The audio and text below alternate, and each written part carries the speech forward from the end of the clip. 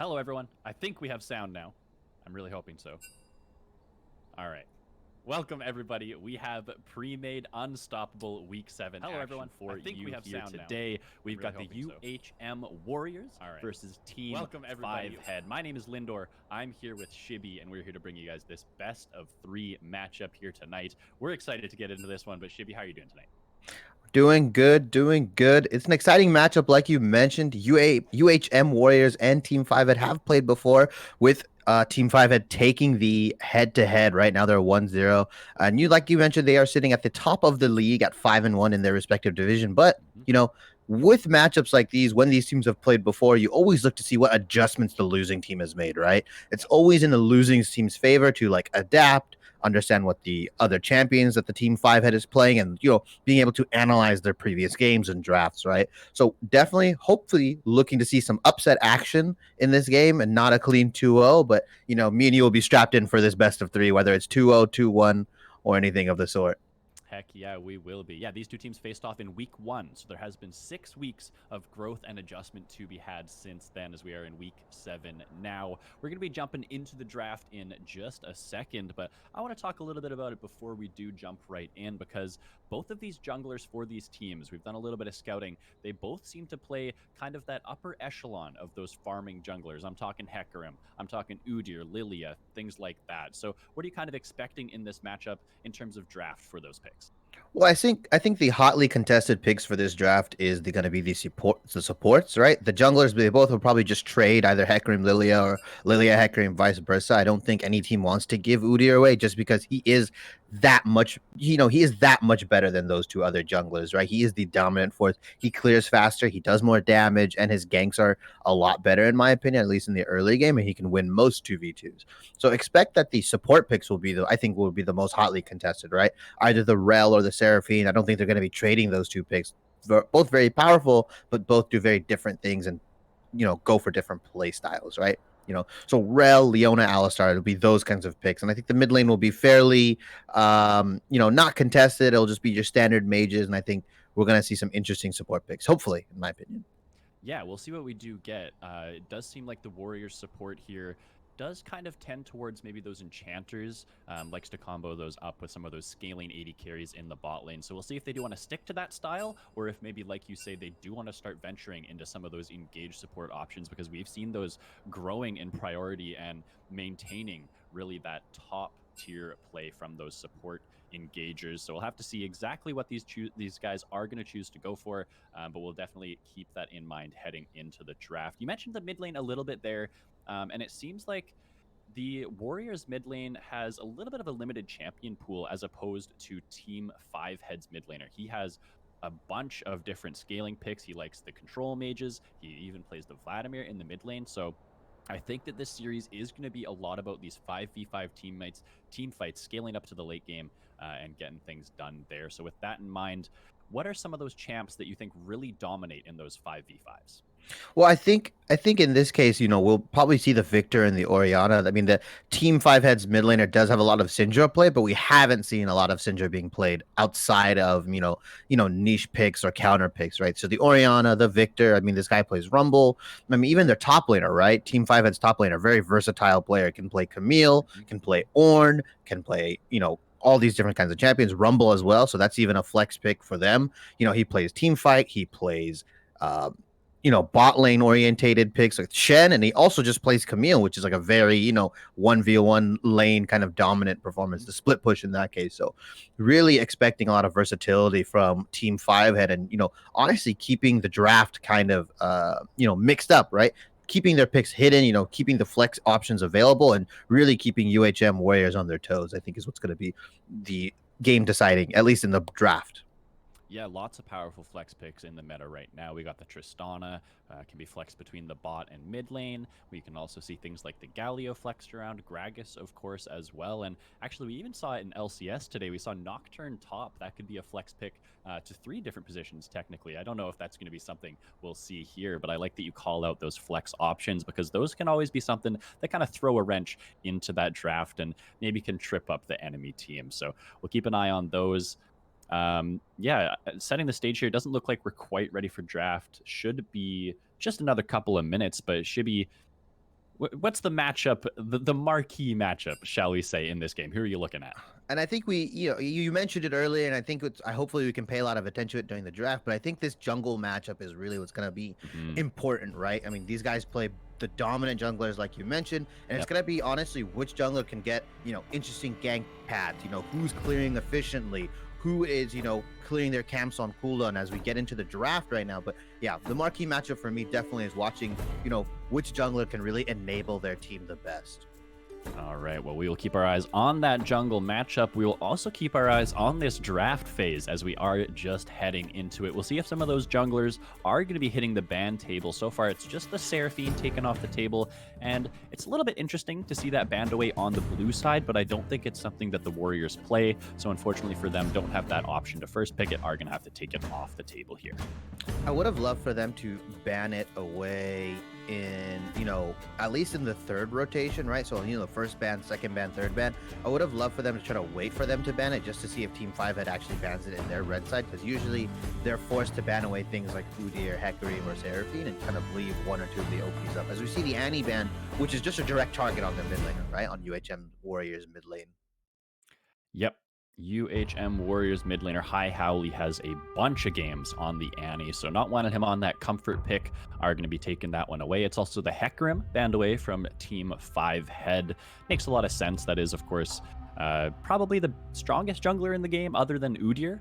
And then it is going to be some top lane focus bans on the other side from the Warriors, not wanting the Shen, not wanting the Volibear, some of those tanks coming away. And there it is. First pick Udyr coming up. Yeah, and for the first pick Udyr is just it's so good here, right? The Udyr is just one of the best junglers in the game. I think this is how UHM Warriors, even though they've lost to Team 5 Hit. I mean, just picking better champions can make all the difference, right?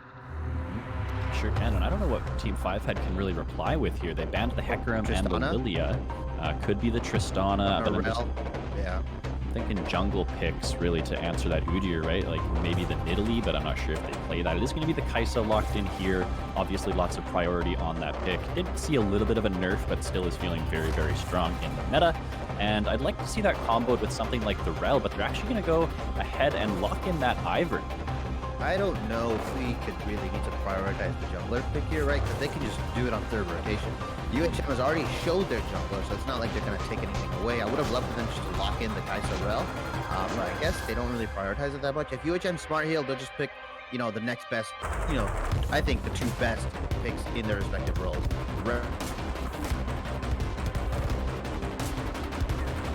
going to see what UHM P3 is here on blue side. It should be the Rel. It's so interesting to see Rel just not picked up, right? I mean, we usually see it in higher leagues. As they take the Azir. Yeah, double late game scaling champs here for UHM Warriors. Jinx and Azir, long range hyper carries for those late game team fights. And what this is going to mean for them is that they're going to have to try and scale up because their strongest point is going to be 3-4 items, things like that. So look for these guys to play fairly safe in the early game, maybe make a little bit of a reserved early take here. And it is going to be the Rel here on the other side for Team 5 Head. I think UHM blundered here, in my opinion. In terms of draft, you don't really want to take your mid laner so early. What blue side can do is that they can, rotate their support, and then on blue side they can choose to counter pick at least the top laner or the mid laner that 5 HD has to pick, right? Because on red side, after you ban, you go R4, and then blue side goes B4, B5, and then obviously red side gets the last counter pick. But now what 5 HD can do is on their R4, they can just counter pick mid lane and save the counter pick for top lane. So I don't necessarily like UHM's drafting here, but they banned the Victor. Maybe it's considered a counter to Azir.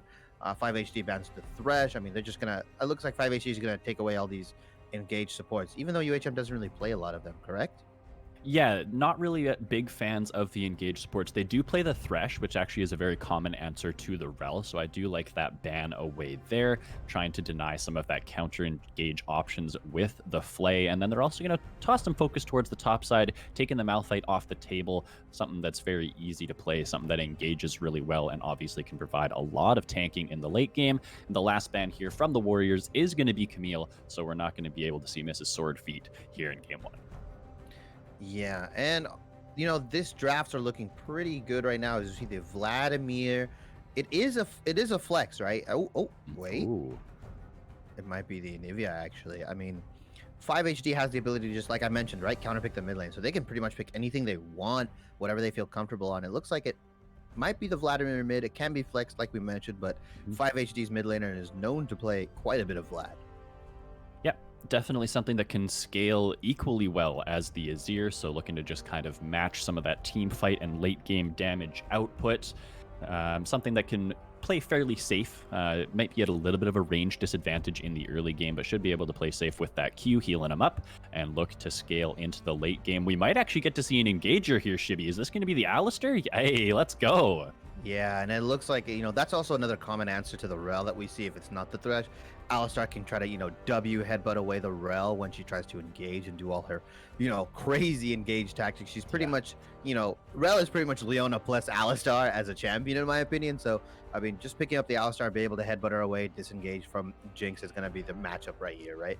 It's whoever can peel Jinx the best and whoever on 5HC side can jump on them. As we see, maybe see the Ornn pick, just a really stable pick. I like Ornn as a top laner. I know he's not picked that much in the competitive scene, but I really think he's a good top laner in general, just for the sole fact that he can give ornaments. It plays into the scaling side of UHM, but now 5HD gets to get the counter pick. So they might just pick the Camille into it. We might see, or maybe they might just take a tank into it. We'll see. Yeah, the Camille actually banned away there, so it's not going to be that pick. But there are still options here. Oh, I'm sorry. Did I just tell the future? It's Nocturne. That's a double flex pick, it does look like, for these top and mid, the solo lanes 4-5 head. We'll see where they are going to go. I'm expecting it to be the Nocturne top, just because their mid laner does play the Vladimir, has played it a couple times in Ryzen already. But this is shaping up to be an interesting matchup now, Shibby. UHM Warriors looking for this very clear game plan. They've got the bodyguard Alistair to protect this double hyper carry backline that they've got for themselves. They've got Udyr scaling up, and of course the Ornn there as well for some frontline, and of course for those ornaments. But for Team 5 Head, an interesting draft from them here. Of course, they have their fair share of scaling options. They've got their fair share of team fighting tools and things like that, but we'll see what this Nocturne can get done, see if he wants to try and play for that split push pressure, and how 5 Head really want to play game 1 here. Yeah, and the game plans are really clear, like you mentioned, right? I think the game plan for 5HD is, probably best case scenario is that Nocturne starts off with his ultimate, gets the vision denial on, and then Rel can kind of engage from any angle, right? You usually see Rels use Hex Flash or normal Flash, and if she can get like an interesting angle on them, and once all the vision is blocked out, I mean, that's just devastating, right? And then Vlad can use his ultimate, you cycle his abilities, and get a whole bunch of AoE damage out. I expect Kai'Sa to kind of dive in onto their Jinx and just get the one shot, because once Jinx is down, UHM only has, like you mentioned, 2 damage threats. It's Azir, Jinx. Well, on 5HD side, it's Nocturne, it's Kai'Sa, it's Vladimir. There's like 3 very high damage threats. Vladimir scaling just as well, if not better than Azir in some scenarios. So we'll like to see how 5HD can really get in, right? Because in these choke points, in these objective fights, Azir can just set up his sand soldiers and just poke you out immensely, right? And if they can kind of play around the Nocturne ultimate and group, then Nocturne diving into an Alistar Udyr is not what he wants, right? You can only spell shield one ability, so you either spell shield the Bear Slap or you spell shield the Pulverize, and both of which are going to be devastating, both of which keep you stunned and locked up for a very long time, and Jinx and Azir can kind of just wail away at you. And I think Ornn's duty is just to be disruptive in this comp, right? He's not necessarily a peeler. He's going to look to, throw his Q down, get the knockup, use his ultimate, and just disrupt the timing of the dive on 5HP. I think that's one of the things we're going to need to keep, in mind is how well coordinated 5HP is when Nocturne goes in, when Kai'Sa goes in, when Vladimir goes in, these kinds of things. Yeah, it's going to be incredibly important that they get that timing right and that they can land the CC on the correct target. Of course, the Azir and the Jinx are going to be the backline targets that they're going to be gunning for. But yeah, I like that you call that out about the Nocturne. Sure, he can dive onto the backline, but when you've got an Alistar sitting on the Jinx, when you've got this Udyr to try and peel the backline as well, it's going to be very hard for him to find the damage, find the way in, honestly, onto that backline. So with that being said, it's going to be all about that Rel coming in, the Magnet Storm providing some of that extra heal, and maybe even the Kai'Sa flying over the top, which you talked about already. All about that dive with this team, the Vladimir as well, getting things done in the middle of these team fights. But we are going to be getting into game fairly shortly in just a couple of minutes. But Shibby, I'm going to offer this question up to you. Who do you think won the draft here so far as we're through the draft phase? A lot of power picks on both sides. I think the winning draft. Okay, let's say that these teams are equally skilled, right? Let's ignore the fact that Team Five has won. Let's ignore the fact that they have like a little bit of higher skilled players. If I'm looking at this as an even playing field and these players are equally skilled, Mm-hmm. I want to say UHM has draft advantage just for the sole fact that Udyr is such a menace, can really out jungle if it is a jungle Ivern. I mean, we have seen the Ivern top before in competitive and True, in true. yeah, and it could be the Nocturne jungle. Who knows? They can flex it, but assuming it's a Nocturne top, like you mentioned, an Ivern jungle, well, this Udyr is just going to clear so much faster than this Ivern, right? He can do so much damage just invading into the jungle, and just the fact that they also have Azir, I think these are just two of the most strongest picks in the meta right now. Jinx being no slouch, she's in that top tier. I think Kai'Sa, Jinx, and Tristana are the three best AD carries right now, in my opinion, with Mm-hmm. Senna, Sivir, and Ezreal kind of being a tier below them. I mean, Team 5 does have the Rel, and if Nocturne is as dominant in the meta as we think, he is shaping up to be somewhat of a meta pick. We've seen him mid in the EU. We saw him in NA today. So if he can, play around and if he does become a dominant pick, expect him to kind of be, really disruptive. But I Mm-hmm. want to give it, gut instinct. My brain says UHM's draft wins, but based off of like what we've seen, the games, and what we've done our research, Team Fivehead might come out with the win just because they are slightly better players.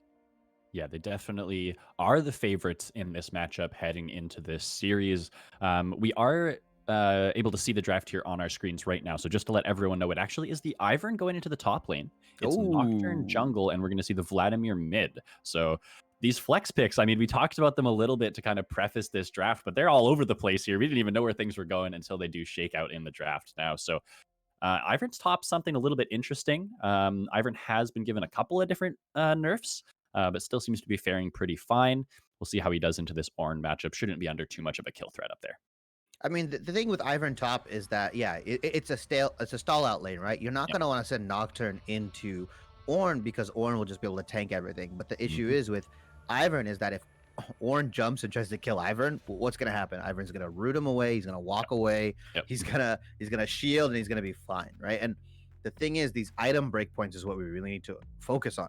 Yeah. Ivern's items, on average, I believe two of his core items, the Moonstone and the Staff of Flowing Water, if they go Ardent here, just because I mean either or, those two items collectively are about, I believe, 4,100 gold. While one of Ornn's items, if he goes either the Sunfire Cape, which they usually go, Hmm. that's like a 3,500 gold item, close Yeah. to 33 to 35. So just to put that in perspective, two of Ivern's items equal to one of Ornn's items, right? And those two Shibby, items, Shibby, we're getting baited. no, They just swapped. Now we have Ivern jungle, Nocturne top. So scratch everything we just said, I guess. As Team Five Head are making some five head moves here, juking us all out. It is going to be Crunchy Bacon Bit on the Nocturne in the top lane. So okay. So, well, scratch everything, erase your guys' memory. Let me put the Men in Black little pen to your face and just flash it in your screen. Take everything out. But never happened. so now the matchup switches, right? Let's still focusing on the top lane. So Nocturne top isn't going to have a lot of kill pressure on this one. Unless the Ornn massively misplays. Let's say he misses his Q, misses his headbutt, misses everything, and still tries to kill the Nocturne, then that's what's going to happen. But most of the time, these Ornns are still, playing really safe. They itemize really well. I expect the plated steel caps or Ninja Tabby Hmm. before they changed it. I expect the Tabby rush on Ornn. Hmm.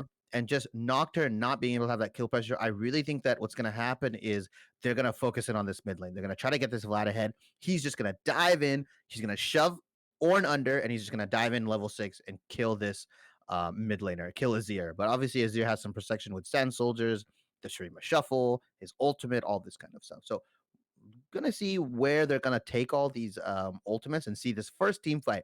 I really think this first team fight is gonna dictate the pace of this game.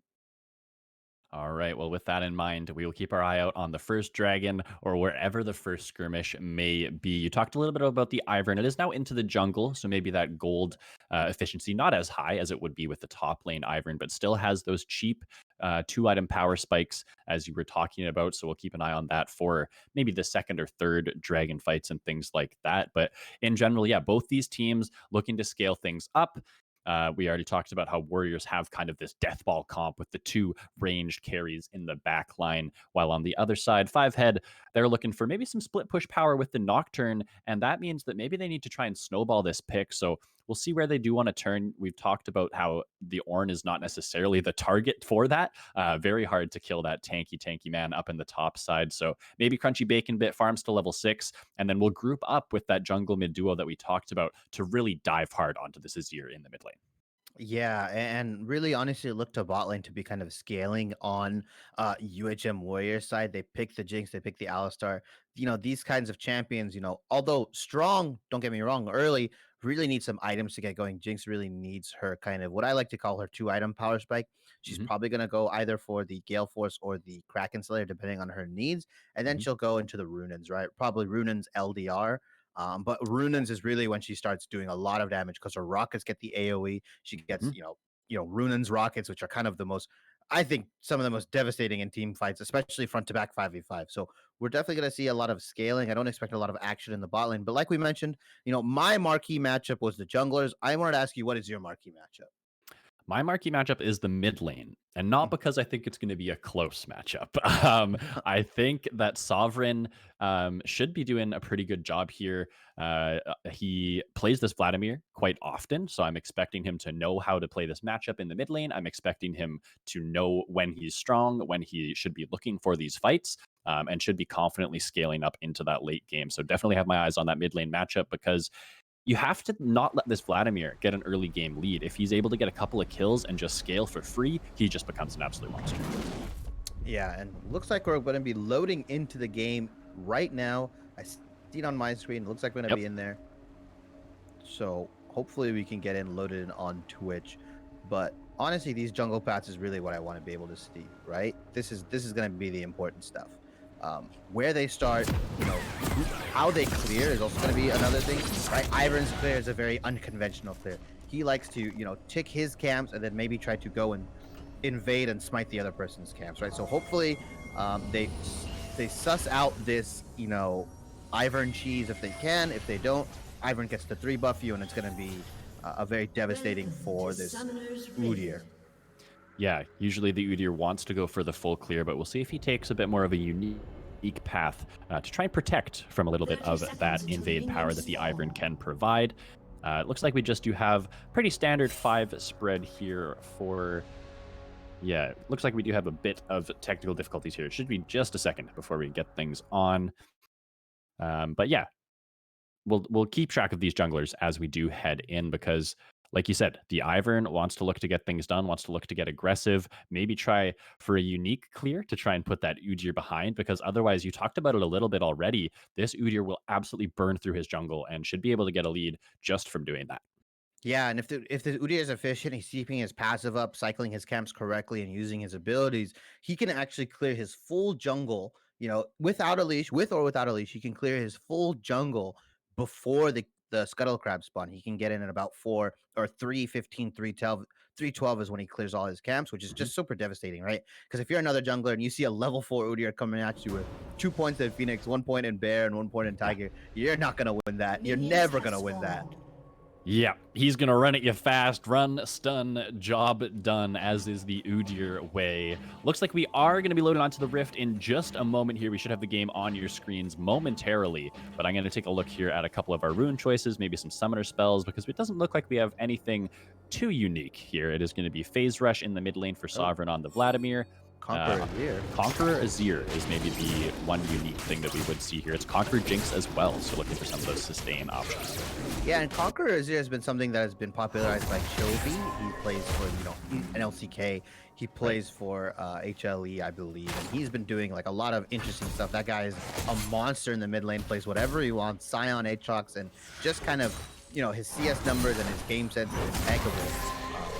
As we see some trading in the top lane, I don't think we actually have the stream up right now, unfortunately. But listen to my voice, understand what's happening. These guys are trading in the top lane. Just try to close your eyes and imagine what's happening for a little bit. Yeah, right now it is the Ornn on the top side here. Getting the better of a couple of these level 1 trades with a couple of nice auto clears in there. Level 2 is going to go over to red side here on the bot lane, but not able to find an engage. Nice respect coming out from the Warriors. Yeah, and Kai'Sa just being able to push that with their attacking spike for Q, right? Just getting the late push. As you see, a fear coming out from Nocturne. It looks like Nocturne's not getting the better of the straight, though. Yeah, definitely not so far. We'll see if he can do a little bit better as he starts getting a couple more levels under his belt. But is getting the shove up in the top side here. Probably going to look to continue shoving the Ornn in, try to make him fall behind a little bit on CS. But let's take a look, check in on what our junglers are doing here, because we didn't have any of that saucy invade happening just yet. We do have Hefty Hedgehog here on the Ivern, just looking for a pretty standard full clear. Has now finished 5 of his camps. Look like he's actually tapping towards the top side here, so we might have a bit of a standoff over the top side scuttle. Yeah, and Nocturne definitely has the prio here. He has the prio in the lane, so he can definitely support this Ivern if needed. But honestly, this Udyr could probably 1v2 if I'm going to be honest. But we see mid rolling in as well, but Vlad has to push on the Azir. So once Udyr sees this, I expect him to just book it down to the bottom crab, right? That's what we should expect. Yeah, so he's going to spot that it is gone. Looks like Hefty Hedgehog wants to stick around on the top side, maybe try and make something happen. But this is going to be the gank into the mid lane. Into the pool goes Sovereign. Should be able to just walk away. Is going to top lane gank coming through here as well. Barrow Husbando will getting pretty low. Still has the flash available. Doesn't want to waste it, it looks like. Trying to walk himself away, but the first blood comes through as the root lands, and it's Crunchy Bacon Bit off to the races on the Nocturne. And a blunder on the top side as, honestly, even the flash, without remaining the flash, once Udyr sees that the crab is taken in the top side, Ornn has to play safe, right? Because he doesn't know where the Ivern is. The Ivern could be camping in the bush. The Udyr didn't check it out immediately. So that once the Udyr is going down, I mean, he can't even take that 1v2, right? You have to see that your Udyr is going down to the bot crab, or he's, in this case, ganking mid lane. So Ornn needs to respect that. And that's honestly, you know, no respect was given. Pays for his life. Doesn't flash as well. TP's back in. I would love to see the scoreboard and the items right now if we could pull that up as well in our spectator.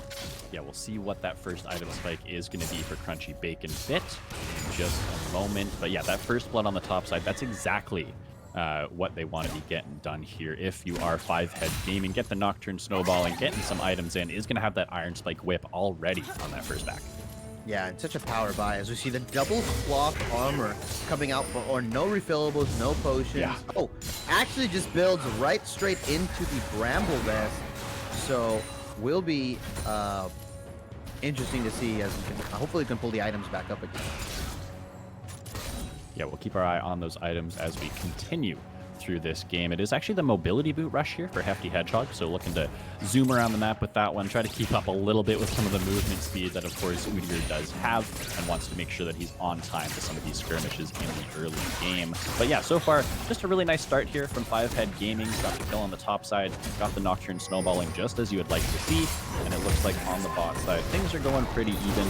They're getting shoved in here just a little bit, but they're playing fairly safe and doing what they can. As Crunchy Bacon Bit actually going forward here, going to get the fear down bar. Husbando has to retreat a little bit as the Nocturne Q is following him around, but Brult, he is joined in the top lane. Crunchy Bacon Bit, he has to run, but the flash from Barra Husbando is not going to get anything. Now it's flash, bear, slap, run, stun, job done. See you later, Crunchy. Yeah, and honestly, really doesn't respect. These top laners just playing with no respect today, huh? It looks like both of them don't respect the junglers, and in this meta, you gotta respect the junglers. You gotta respect Udyr, you gotta respect the flash, bear slap into the burn, and that's exactly what happens. Like, Ivern just not being there, being about 5 to 10 seconds, a little late.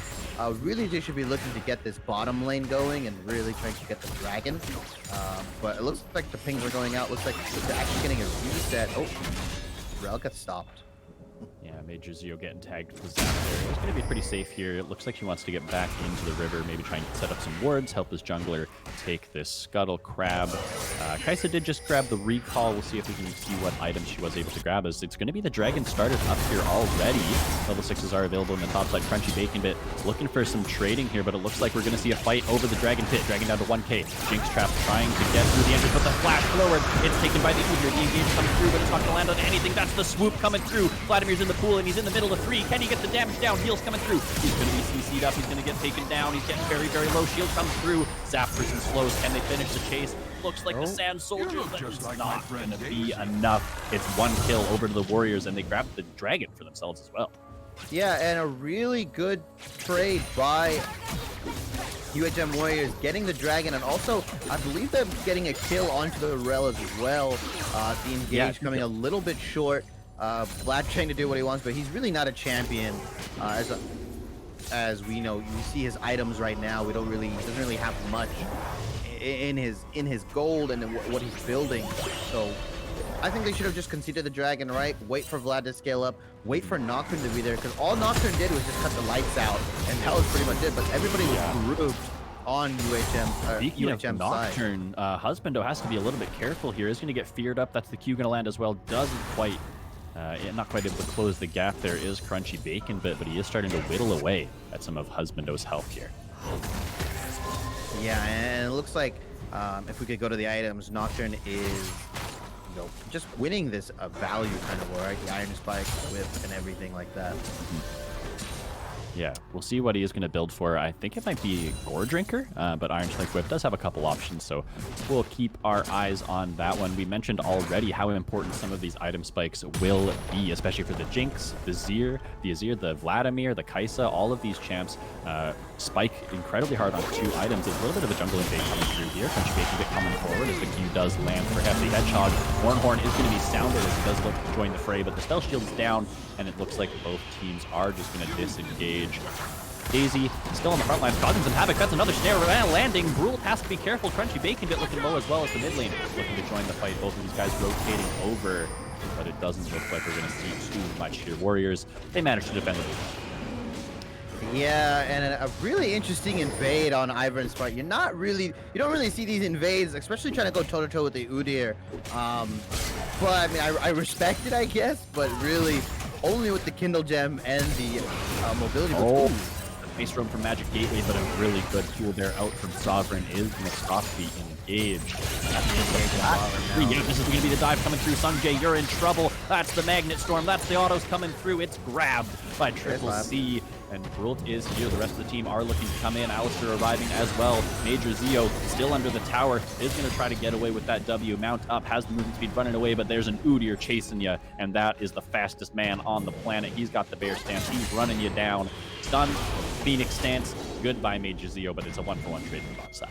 And really flashing for the Vladimir and trying to get the headbutt pulverize is really not what you should be doing. Vlad has the reflexes, can pull everything that you can really just negate Alistar as a champion and his combo. So I would have loved to see that aggression. I mean, I would have loved to see Alistar fake the roam maybe, and then kind of bait the dive, and then go back in and pulverize him and punish him. Because it looks like Team 5 HD was just wanting to push any little advantage that you can get. As we can see, the gold lead 15.7 to 15.3 right now. A small gold lead in Team UHD's side. Yeah, a couple hundred gold there, mostly just from some of the CS differentials that we do see, of course, up on the top side. Crunchy Bacon Bit has a significant lead up there, 30 CS ahead. We also see a lead in the mid lane. Things are evening out in the bot side, but it is Brult with a bit of a CS lead from the jungle there as well. Oh no, Alistair's face checking the bush. There's 2 guys in. They're going to get knocked up, but does have the aftershock as well as that unbreakable will to try and get away. Daisy looking for the chase down, but the basketballs aren't going to be bouncing that far this time. Magic Gateway will be able to walk away.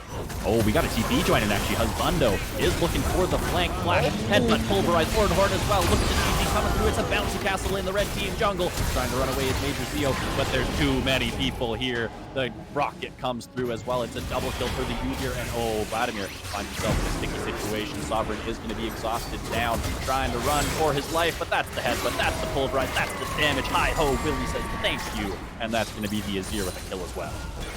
Yeah, an interesting play by Team HD's side, not accounting for the TP, having the TP advantage on the Nocturne, but it looks like Nocturne's going to get a lot of this solo gold, so he's going to be very scary in the top lane, but a really good TP by Ornn.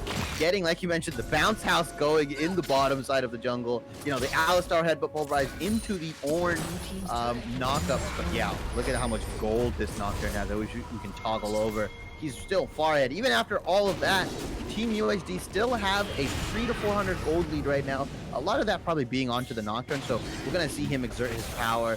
Going for the Stride Breaker as well. How do you feel about that itemization on Nocturne? Again, we play him jungle. I love Stride Breaker Nocturne. I've been playing it pretty recently, actually, quite a bit in my solo queue games, and the amount of gap close that you have is just so crazy. So we'll keep an eye on that one, but it looks like we do have a dragon spawning up here. Started up by 5 Head Gaming, but it looks like they are going to sack a little bit of prio over the river. Crunchy Bacon Bit is here. Yeah, they're looking for a potential engage. Sovereign stepping forward, just some jockeying over the position for now. Who's going to be the first to pull the trigger? I wish he wouldn't show himself, right? That's what I feel like. Nocturne should not be able to show himself and just get an angle. You know, he's gonna dive in anyways, but if he can get in from an angle that they're not expecting, then maybe he can get that extra bit of damage. But just, you know, dancing right here in the river. Oh, this is the engage. Look at the Magnet Storm. It lands on the 4. The swoop is not in time. Sanjay is down. It's a team fight is breaking out as we get the death ball in the river. Oh, look at the damage coming through. It's 3 dead already. It's 4 dead. It's the clean ace as the Warriors hit the floor. Yeah, and really amazing engage. We saw the power of Royal. We spoke about it during the draft and how it went out so late, and that is what she can do. That Magnet Storm, so immense. Just getting the ultimate for Vladimir as well. That combo is so amazing, right? Getting the 3 to 4 man Chemo Plague onto everybody and just getting all that damage over and just Nocturne blowing up the Jinx. You saw, you know, there's really no response to that. It just feels like there's no counterplay. Yeah, especially in these 5v5 teams, you know, we see that the Warriors, they want to group up as 5, but they have to be careful not to group up too close together because Major Zeo, he saw the opportunity. He's got the crash down into the Magnet Storm, locking them all up. And yeah, as you mentioned, the Hemo Plague for some of that damage, they just eviscerate the entire Warriors squad. And you gotta feel bad for Udyr on UHM's side, right? He's 4-1. He tried to do the best he could with, you know, his jungle pressure and everything, but it just like seems like it's not enough. Nocturne being so far ahead, blowing everybody up, and that Rel just getting the fantastic engagement side. And now Kai'Sa's 2-0-4, and she has Kraken Slayer, and this Jigs only has the Nude Quiver. So these next team fights, hopefully they can scale up. Dragon's up in 4. We shouldn't really see anything breaking out as Nocturne trying to get a cheeky little invade. Looking for the cheeky steal, but the smite does come through for Brulth, and now Crunchy Bacon Bit rather, finding himself not where he wants to be. He does have to flash over the wall, so will live, but wastes that cool down.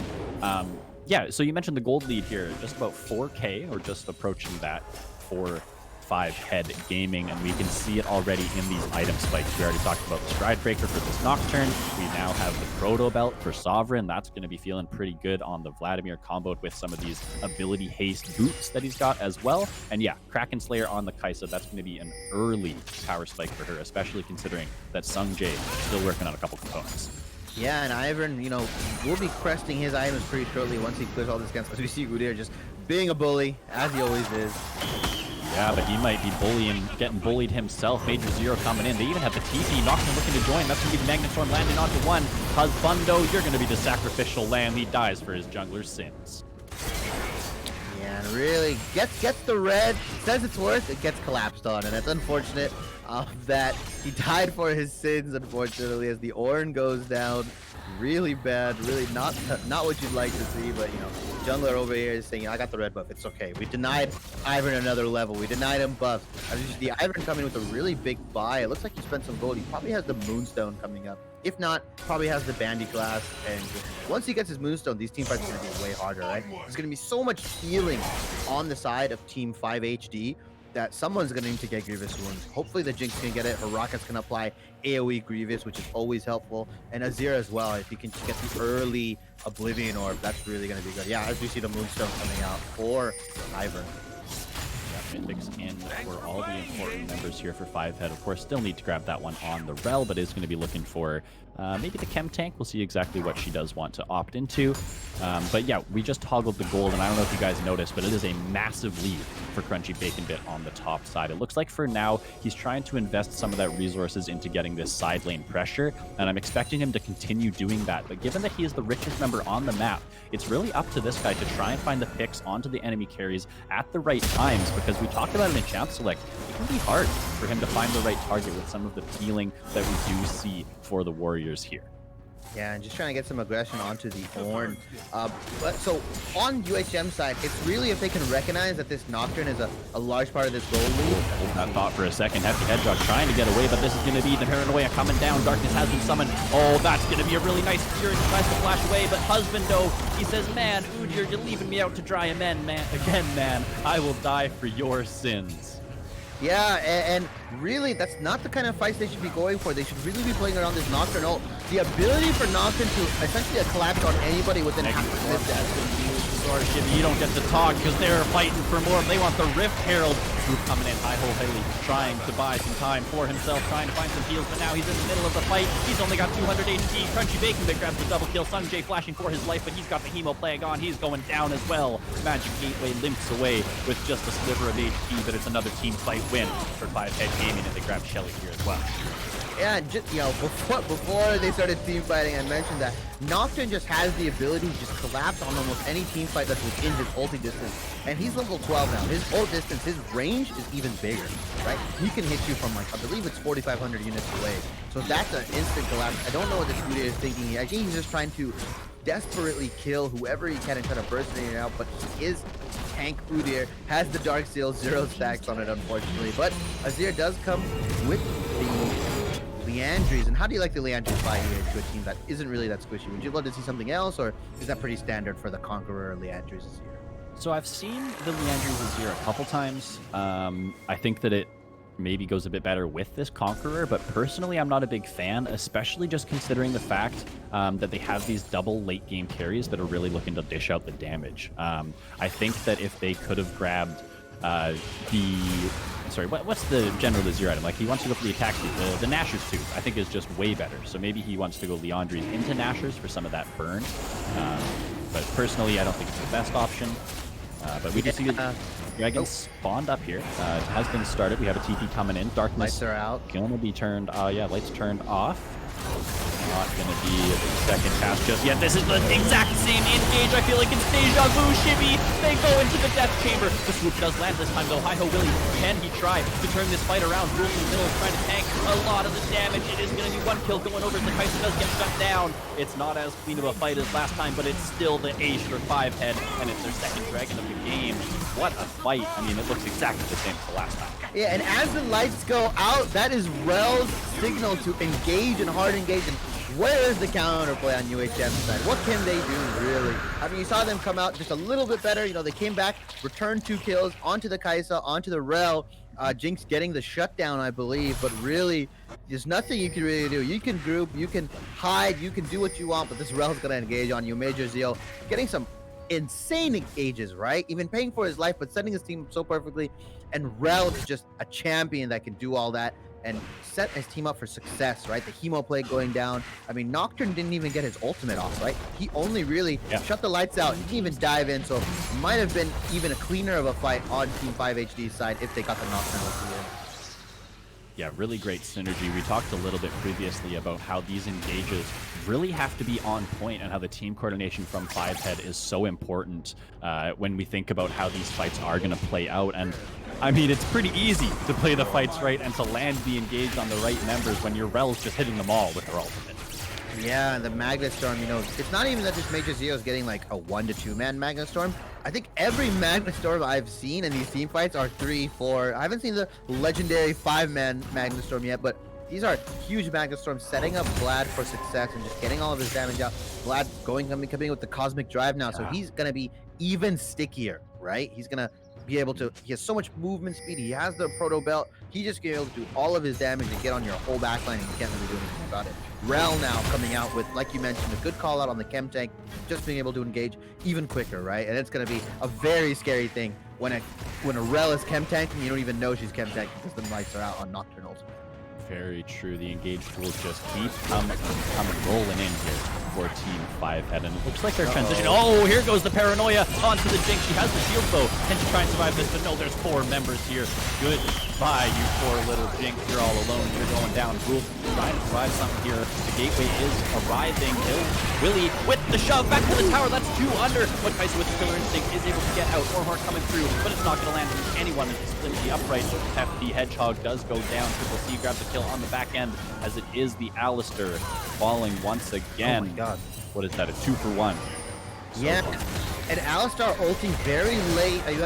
Generally, as an Alistar, you don't want to ult until you can either break CC or you ult when you're about half health, right? Ulting when you're that low doesn't really help you that much. I mean, gets burned down. Could have made it a 1-for-1. I mean, it looks like Team 5AC overcommitted quite a bit of abilities for that Jinx kill, but they still have Azir who was dishing out quite a bit of damage as we see the Udyr trying to get something done. Doesn't have the Chem Tank to close that gap just yet, but we kind of see 5head transitioning into this 1-3-1 system now. They've got Vladimir on the side lane. Nocturne, of course, doing what he can on the sides. Is actually getting collapsed on now as the Stride Breaker. Doesn't have the flash, though, so this could be trouble. Spell Shield is not going to work on that knock-up. Trying to run for his life as Sovereign here, chasing down, but that's the flash stun from the Bear. It's going to be the Hemoplague coming in. The Jinx Rocket lands, but there's a lot of shield on the French Bacon. He's going to turn out the light. Sovereign flashing away from the fight. Looks like the team wants to try and join, but they don't have Kaisa, so I'm not sure how they can look for this fight. Sovereign kind of in a tough spot, but look at the blast cone plays. He says, see you later. Yeah, a bit of a blunder on Gateway's side. You saw him headbutt and miss the pulverize, so really actually gets Nocturne out of there. Unfortunate for them. It looks like, you know, UHM is almost there, right? These team fights are almost there. These kills are almost there, but they're just doing like small little blunders here and there, and that's what's gonna take, you know, that's what's gonna swing these fights, right? This is coordinated play. This isn't your average solo queue game.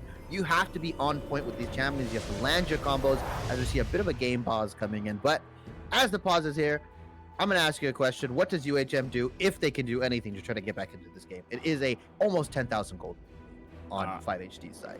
Yeah, so if we look over to 5HD, they have a big gold lead, but we also see some massive shutdowns. So Nocturne worth 700 gold. You talked about how maybe Alistair messing up his combo just a little bit there. If they had got that pick off, it would have been a massive amount of gold infusion for them. So it's going to be about coordinating those abilities, landing the CC for the picks, and trying to shut down this Vladimir and shut down this Nocturne and try to get a gold infusion into their carries.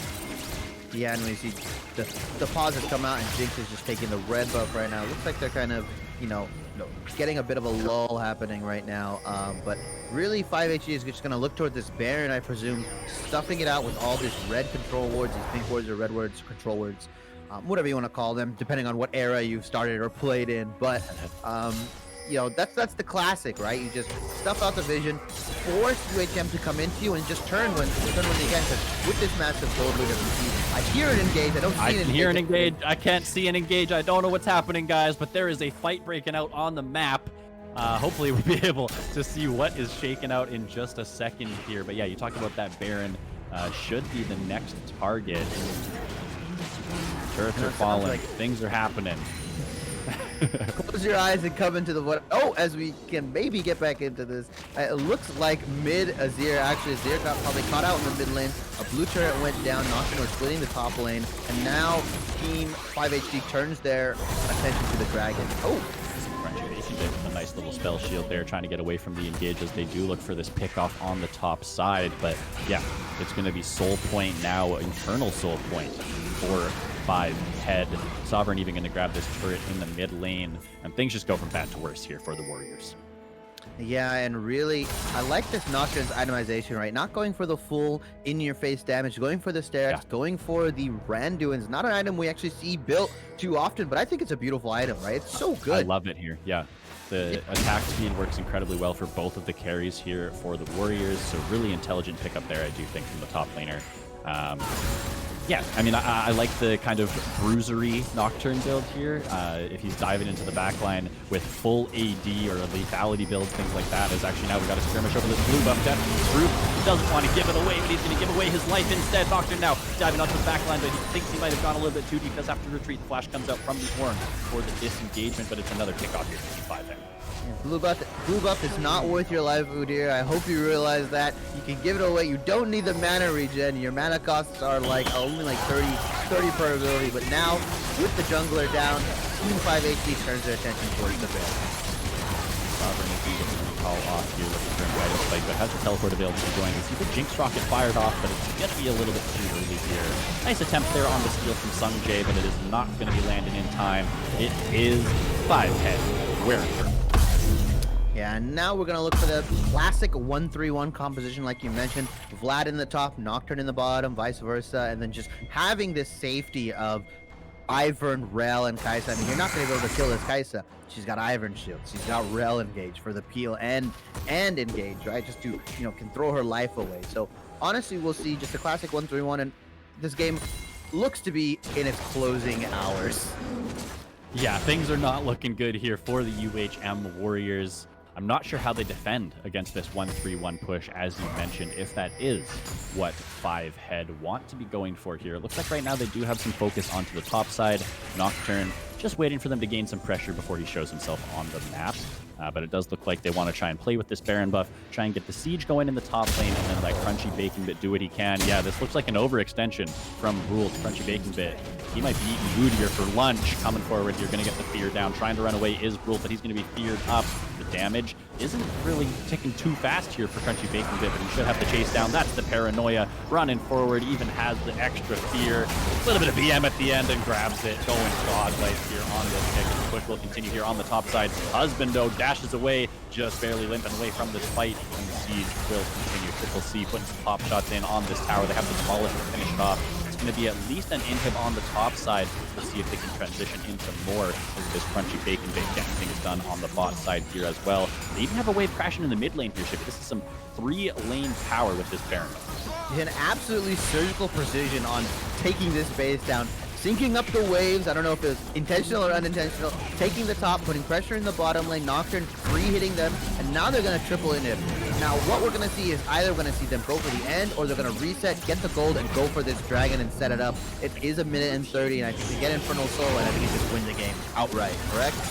I think that's the plan, man. The 1:30 seconds on that Infernal Soul, and now it's for UHM. They have to make a decision. Are they going to fight for their lives at that dragon, or do they have to fight in their base as their last stand? They're going to have one last shot here. If they can layer the CC, if they can protect their carries and get the damage out, maybe they can make something happen. It is 2 items in for the Jinx, has that Phantom Dancer ready and available alongside her shield, though.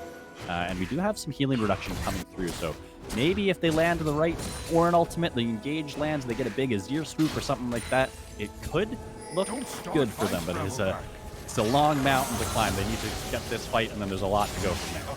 Yeah, and you really want to see just Ornn kind of go into a side lane, because he doesn't even have access into his ornament. We're 30 minutes into the game. I think he only has one right now. I believe level 14 is when he gets his first one. And 30 minutes into the game, Nocturne's level 16. I mean, we even see a level lead for this Ivern on the Udyr. Not something you see traditionally. Yeah, it's just really, you want to kind of funnel the farm into your 2 carries, right? Get Azir a lane, get Jinx a lane, just get Ornn into his ornament lane. Just try to get him to level 16 to level up both Azir and Jinx's items, and that's the best chance you have. Ooh. Yeah, but Pulverized combo is going to miss once again here for Gateway. But Baron buff has fallen off. We have Dragon spawning in 10 seconds, and with these super minions streaming in, it's the Warriors going to be stuck in their base field this one. There is no contesting the Infernal Soul for this team, so they're going to have to try and wave clear these minions and then try to make their final stand. Team 5-head are on that dragon now. It should be going down in a couple of seconds. Sovereign just being a bit of a nuisance here. Actually, he's going to be eating quite a bit of damage trying to get himself away.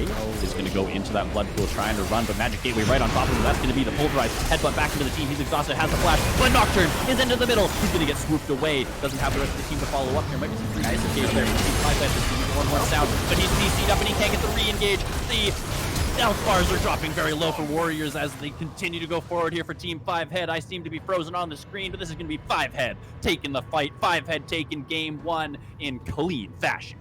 Yeah, and really huge engage on Rel's side. Just getting, like we mentioned, the 3 to 4 man Magnet Storm. And honestly, 5-head just not burning too many resources, getting the Warriors to just burn ultimate, getting Azir ultimate out, getting Alistar ultimate out, getting all these key crucial ultimates and just using it to peel just one lonely little Nocturne. And I mean, honestly, 5-head is just really good.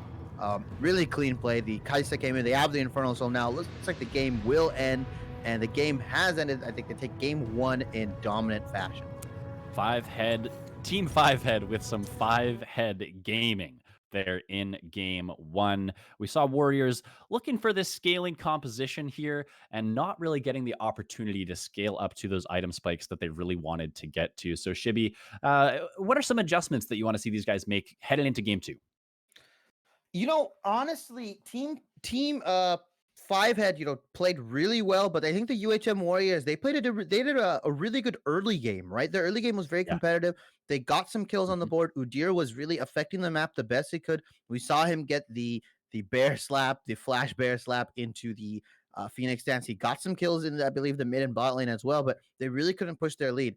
I think that just overall, I think the top lane needs to understand and respect where his jungler is. I mean, we saw that gold lead balloon in the top lane. I believe at one point we scrolled over and we saw that Nocturne was about 3 to 4,000 gold ahead of Ornn, and that was where their gold lead was, right? Across the board, it was pretty even. Udyr having like a 1,000 gold lead, I believe. Azir had was down about 500 gold to this Vlad, and I believe even Jinx was only like 5 to 600 gold down from this Kai'Sa when we toggled. And really, that's kind of where we need to see these picks or this attention focus, right? If you are going to play weak side, then you need to understand that you are weak side. You can't go for these, hard engages. You can't go for this aggression, especially when you don't know, especially when your jungler isn't close and when you don't know where the jungler is, right?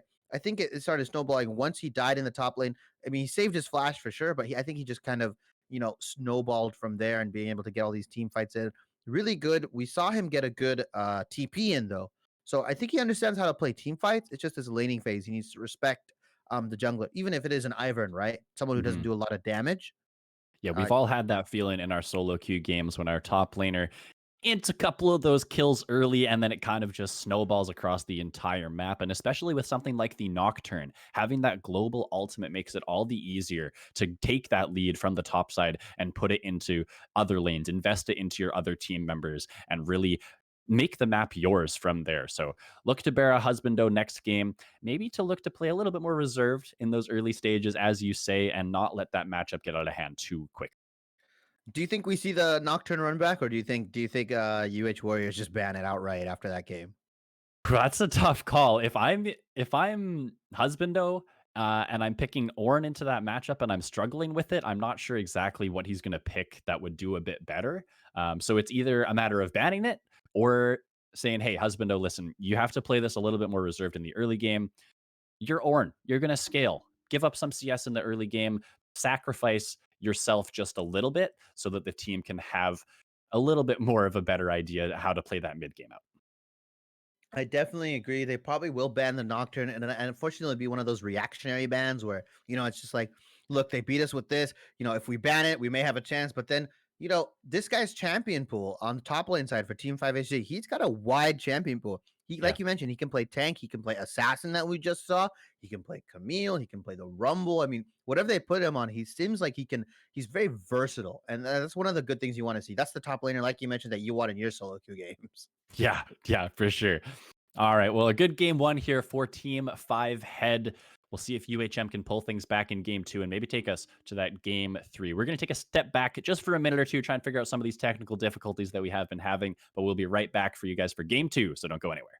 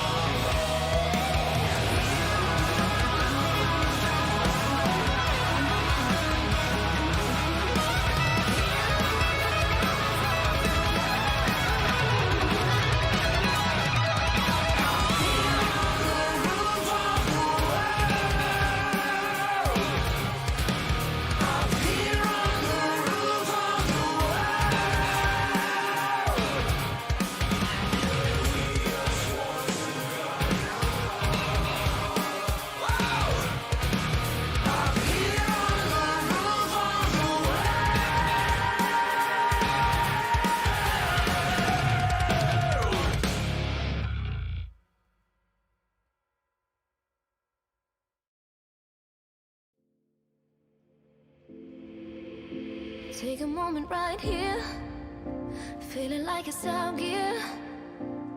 Driving towards the sun with a rose and a gun. Feel the wind in my hair, going nowhere I swear. Like an outlaw on the run, dangerous but it's so fun. Running, running, no. Hold on, don't let go. Running, running, no. Keep running.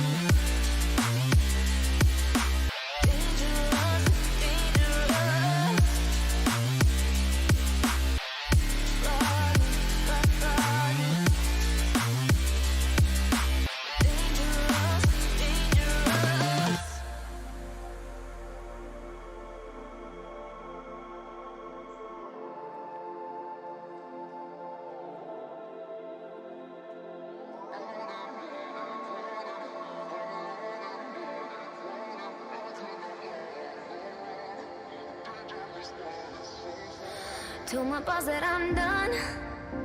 Had no luck with my mom. Say, what will you do with your life? You know it's hard to survive. A cigar in my mouth. Maybe guilty but proud.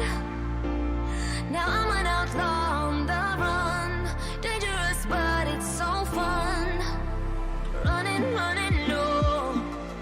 Hold on, don't let go. Running, running, no. Keep running.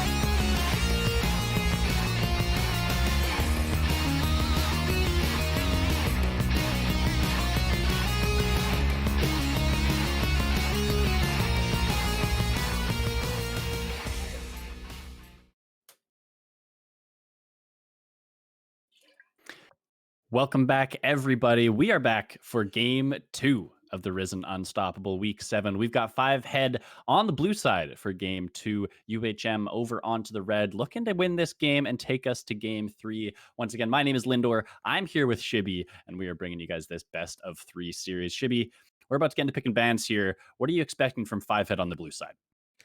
I'm expecting them to just get some standard bans in, target that mid laner like they do. They will probably ban the Annie out. I don't think they'll ban anything too crazy. I think UHM will probably do the reactionary bans. I fully expect a Nocturne ban here, unfortunately, just because, they got stomped by it so hard. And I think, like we mentioned, they were doing even across the board other than the top lane. 5HD does have the B1 pick, so I expect them to take a really powerful either jungler or engage support if the rel is left open. If I'm UHM, I definitely take Rel away, right? I think she was like the shining star of that team. She was getting the good engages off. The Vlad wasn't the issue. The Kai'Sa was an issue. This Rel getting 4 to 5, 3 to 4 man, even 5-man Magnet Storms off was probably one of the best, performances we saw. Yeah, really fantastic engages as we saw in that game. We'll see if we do get that champ here once again. It looks like we do have a bit of a wrong thing shown on your stream here, guys. We do have the Warriors on the blue side as it shows on the stream, but it is 5 head gaming. Don't let it deceive you. 5 head is on the blue side for game 1. They're banning away the Annie, and there's the Nocturne, as we talked about. Not going to be available for game 2. Yeah, and 5H just banning the Hecarim away. I guess they just want to take it away from UHM. I think it's UHM's jungler is one of their best champions, and taking the Shen away as well. UHM, I think 5HD. I think they plays the Shen really well, and then they get these Shen Hecarim comps even going, or these Shen Udyr comps and stuff like that. It can be really devastating, right? Being able to just go to the bot lane and then come TP back top lane is just so annoying if you're playing on the other side of that matchup. Yeah, Shen provides a lot of cross-map pressure, a lot of protection for those carries. The last ban here for 5 head is going to be the Ornn, so not wanting to see that safe pick up in the top side. I'm fully expecting a Rel here. Yeah, Rel available, Udyr up as well. We'll see which of those 2 picks that they do want to take for themselves. I'm expecting that to kind of be the trade-off here for the first couple of picks.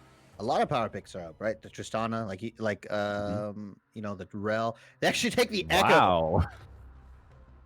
All right, so that's somewhat of a flex pick. I do think it's best in the mid lane right now, but it can be viable in the jungle. Could also be tossed up there in the top lane, I suppose. So kind of a pseudo triple flex, as we could say, for 5 head. Yeah, I was going to say Kai'Sa available. UHM might want to take that one away here. Remember, it was 5 head on that pick in game 1. Definitely looked pretty strong. The Killer Instinct providing a lot of versatility and a lot of dive, so it will be that picked up. Yeah, but if I'm UHM, it's not the Kai'Sa I'm worried about, right? It's just rotate Rel Udyr here. It's so good. Rel Udyr are some of the best champions, and he performed so well on Udyr. It wasn't the jungler, that did bad that game, in my opinion, right? He did what he could given the circumstances of his lanes and what they could really do. I didn't really think the Kai'Sa was an issue. I think you could play any jungler, but they're gonna rotate the Kai'Sa Udyr. Okay. But if 5HD is doing their draft due diligence and everything, they're just gonna rotate Rel here, right? Yeah, Rel plus an 80 carry could be Tristana. the Jinx, could be the Tristana. Yeah, Tristana very strong with the Rel combo. Lots of aggression. Of course, the resets always there. Sivir is something that we've seen a little bit of. It has a couple different build paths. You can kind of go Gale Force with your standard Sivir crit build, but I've also seen a Duskblade kind of poke Sivir build as well. I think it's Duskblade, Muramana into lethality and things like that. It really chunks. Yeah, exactly. Kind of like a AD poke Varus type of deal. It does do very well, and we'll see what they want to combo it up here. I do expect them to lock in the support here on blue 3. Yeah. Oh, they actually go for the Alistar here, not opting in for the Rel at all. I mean, am I behind? Am I behind the times? Is Rel not anymore? Seraphine's up as well. Like, what is happening? Yeah, lots of prio picks just kind of being ignored. The Tristana, yeah, the Rel, as you say. Seraphine, great call out as well. And it's just going to continue. Leona hovered. What, Leona? We're going for the Leona Alistar engage supports instead of the Rel. So a little bit interesting there. We'll see how these guys do want to shake that one up. But we have bot laners locked in. We have Udyr on UHM sides, Echo on 5 heads as we set in to our second ban phase. Looks like we are going to see some solo lane focus here. UHM banning out the Victor, and that tells me that they're thinking this Echo is going to be going into the jungle.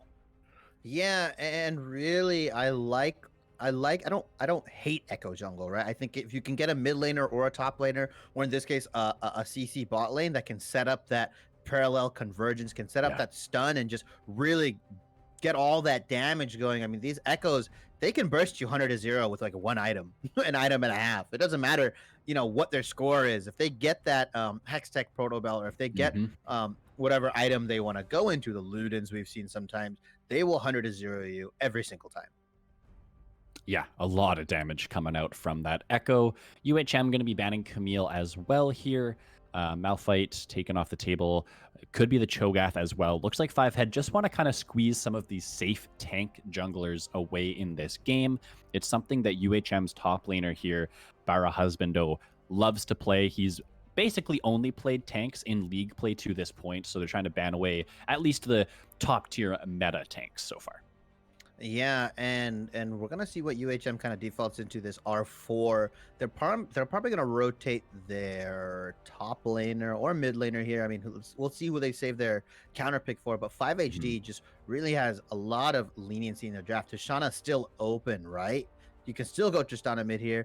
And it is our favorite pick. It looks like it's going to be on UHM. It's going to be the Sejuani. Lindor, I know me and you hate this jungler. We do hate this jungler, but is it a Sejuani top? No. I'm not sure. They already have the Udyr, right? So not exactly sure what these UHM lanes are going to be. We'll see what it does shake out to be. I've seen like a little bit of Sejuani top here and there occasionally. I don't think it's good, but it definitely can provide some peel, a lot of CC in those team fights, and they do like playing that kind of tanky top style. So with a couple of the bans that we do see up in this top side, the Cho'Gath, the Malphite, the Ornn, maybe this is kind of their off-meta version of that tank top laner, and we're going to see it into the Gangplank. Yeah, and that's not going to be fun for Sejuani. GP is just going to grasp proc every time he's with his Q, and Sejuani is going to not be able to do anything because there's no real counterplay to that. Yep. Oh, as we see the Lilia lock in. So this is an Echo mid, actually. Wow. All right. Yeah. Flexing that Echo into the mid lane.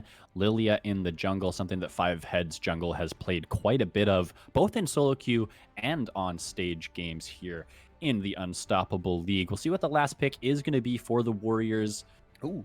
Nico being hovered. That would be the mid lane Nico, looking for a mid laner here to go into this Echo. Yeah, and I like Nico as a pick. I think she's kind of been rising a bit in popularity in some other regions, and I like her as a mid laner, and I like the burst damage she can apply, and I really like the CC she can set up, because this CC chain is kind of disgusting on UHM side if you really look at it, right? It may not be the best composition in terms of what's strong as champions, but I mean, Bear Slap, Solar Flare, like Leona has literally 3 stuns in her kit. Sejuani has 2 stuns in her kit. Nico has a root, another stun, right? Like all this kind of crazy stuff that's happening. And even Kai'Sa, not necessarily any stuns or anything, but all of these set up for her ultimate. So I like UHM's draft. It doesn't look like they're necessarily going for a pit comp. They're just going for that 5v5, in your face front to back. While on 5HD side, it's more along the lines of, they have the option to engage, disengage. They can kind of have these unfair fights, like to call, with GP ultimate, right? Cannon Barrage is so good if you just throw it down in the bot lane, setting up dives, setting up, anti-dives, like countering them, clearing the waves. I mean, GP's flexibility, I think he's one of the best top laners in the game right now. And I think he's just like not used in some of the, lesser skilled regions like North America. I think we see a lot in Korea and Europe and China. I think GP is really good in there, but interesting to see what build they're going to go. I like the Echo mid. I mean, who do you think? You asked me this question last game, so I'm going to ask you this question now. Who do you think wins draft? Who do I think wins the draft here? All right, we're going to base it on the premises that we think these teams are even in skill, which maybe from game 1 we see might not be fully true. But just looking at the champions and as they interact with each other, I think I like UHM's draft again, if I'm being honest. I think this draft is a little bit closer than the last one. And the Sejuani Mhm. top, I'm assuming it's going to be Sejuani top, is a little bit interesting to me. But yeah, you mentioned all the CC that they do have on their side, with four of their champions really having a ton to work with in that crowd control department. If they can find the right team fights with this composition, I think that things will be looking better for them. Yeah, and honestly, it's gonna be really disgusting what UHM kind of brings because they can set up this Udyr Sejuani top for a lot of like gank pressure, right? It'll Hmm. be bear slap into Tiger or Phoenix, and then also you'll also get stunned from the Sejuani, so it's a double stun. And then if God forbid Sejuani has the ultimate, I mean, you can Yeah. only cleanse one of these things, right? Gangplank having the oranges, being able to get rid of one of these stuns, but there's like 3 stuns on top lane, given if the jungler comes in. So it'll be really difficult. Like to see where this pressure gets applied.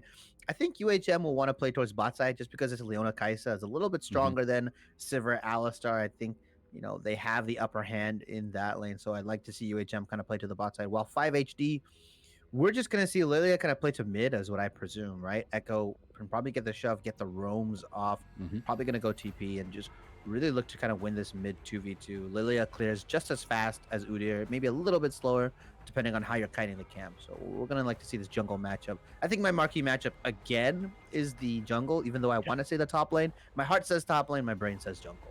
I have to agree with you there. These two junglers are probably the fastest two junglers in the game. Maybe Olaf or Nidalee would be able to match them, but definitely some of those turbo clearing champions. So we'll see if they do want to go for those 6 camp clears like we saw and then get themselves involved in this game. But you talked a little bit about the mid jungle 2v2, and for 5head, if they can unlock this Echo, get him that winning matchup in the mid lane, maybe scale, or sorry, rather get him an early kill or two. He can really transition that into the bot lane. And we talked about it a little bit. The Gangplank ult can make even footed fights go in the favor of 5head if that cannon barrage is placed in the right spots. And so those 4-man squad from 5head diving onto the bot lane here from the Warriors with the Gangplank ultimate could be something to look out for. We are just getting into the client draft here, and we are seeing Bara Husbando lock in the Sejuani. So our suspicions have been confirmed. It's going to be the Sejuani top here for game 2. Yeah, I mean, it might be, it might just flex it. We might get the John Deere Classic Maybe in the they top baited lane. us last time. Yeah, that's true. They did bait us last time. We might get the Udyr top. He might open the gates, as we all colloquially know that is a very viable strategy playing Trick 2G style. But I think it's gonna be the Udyr in the jungle. I mean, I honestly they have switched it up on us before. So even the casters don't even really know what's happening sometimes. That's the best way to do it with these gold games. That's what we like. Yeah, I mean, they could switch it up on us. I think if they do, it's a mistake, though, because the Sejuani will really struggle to keep up with the Lilia in terms of jungle tempo. So Mhm. definitely would like to see the Sejuani go into the top side. It seems to be a better look for this team.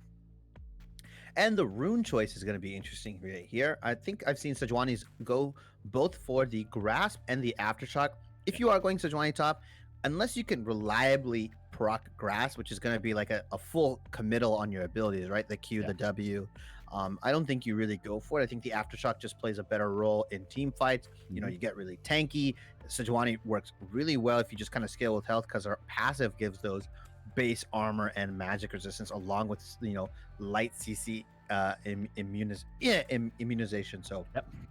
really good stuff. I want to see Lilia kind of power clear and look toward this mid lane in her early ganks.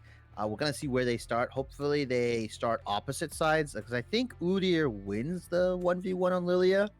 It is a kind of a skill matchup as Lilia can Q and get the move speed and all that kind of stuff. But Udyr Yeah. is just like you mentioned, one fast boy.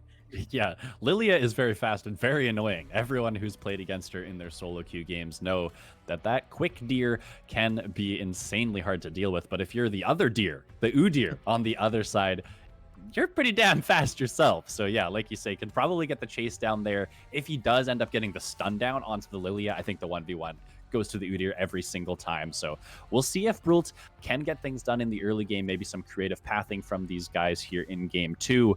UHM, they really have to make something happen because as we saw, the team fights were all in Team 5head's favor there for game 1. So maybe an early game advantage might help tip the scales in their favor. Yeah, and Warriors did a really good job in the early game. I think they kept it pretty even for the most part. Five had only had like what a 400 to 500 gold lead for most of the early game, Yep. but like you mentioned, it just ballooned once the team fights started happening. And really, Warriors need to start setting up objectives better. They need to get their reset timers better. I think when they were resetting and going for these objectives, they were all desynced, so it was really unfortunate that they couldn't get all five members there.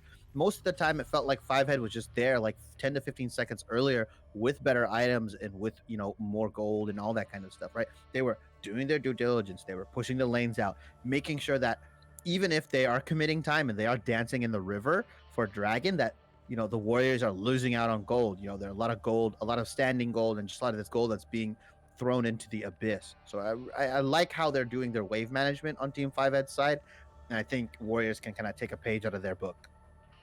Yeah, I really like that call out. Being first to the objective for Warriors, specifically in this game, is so important because looking over at Team Five Head's comp here, they don't have that much hard engage.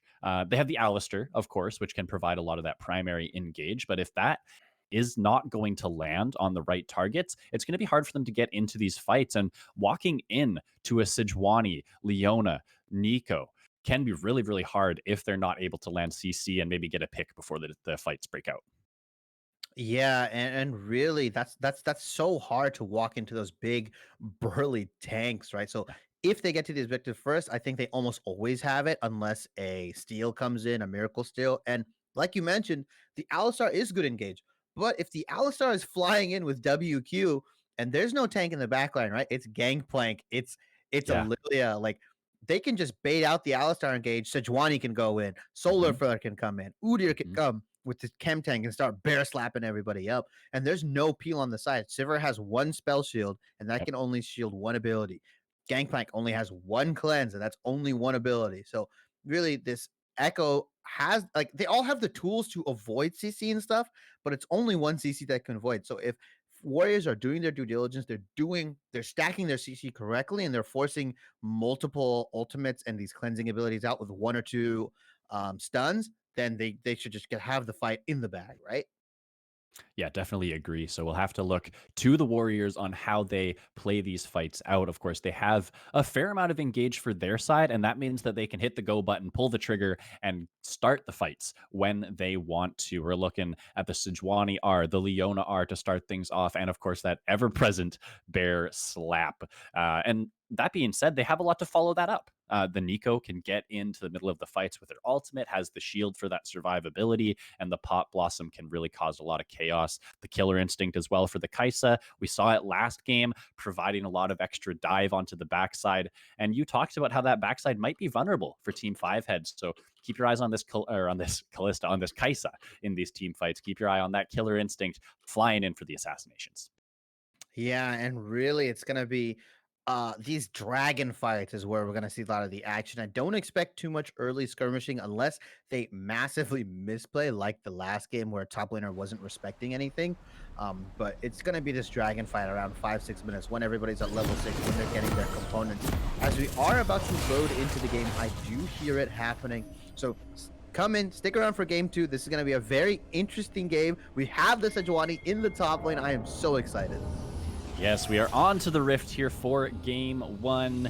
Team 5 Head off to a 1-game lead here in this best of 3 series, looking to close this out for the clean 2-0. But they're going to have to go through a very beefy front line to get there for the Warriors here with this team comp. Pretty standard level 1 start here. Brult just getting that early ward down, should be recalling for that sweeper, and it looks like Hefty Hedgehog is going to do the same for his own side. Yeah, standard 5-point defense, as you guys can see here. Nothing too crazy going on, but I think this Sejuani is going to unleash the Udyr, and it looks like Lilia is going to... Yeah, they're going to start on opposite sides of the jungle. So they're both going to trade drags. They're both going to full clear. It looks like Lilia has the ability, like we mentioned, to start Raptors so that the bot lane can kind of go leashless and they can kind of cheese, but we're going to see what's going to happen here.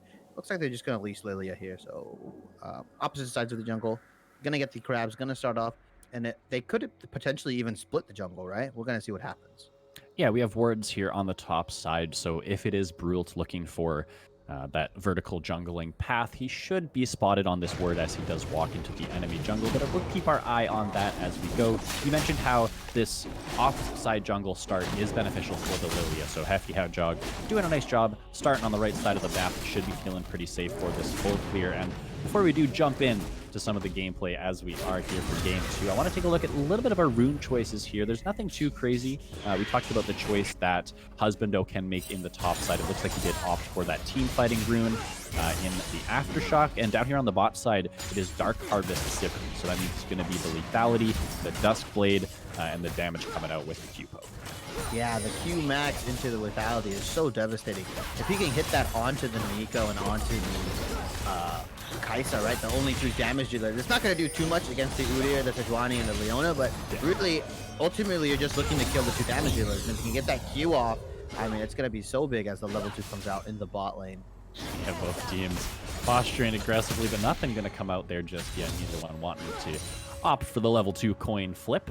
So just a little bit of trading so far on the bot side. We check in on the junglers now. It is the full clear for the Lilia. Udyr opting to skip his Krugs and red Raptors and is now full clearing his bot side. Still 30 seconds before those Scuttle Crabs do jump up, but I'm expecting it to be just a bit of a map split for the time being. Lilia up here on the top side should have no problem grabbing that, and same thing for Udyr in the bot.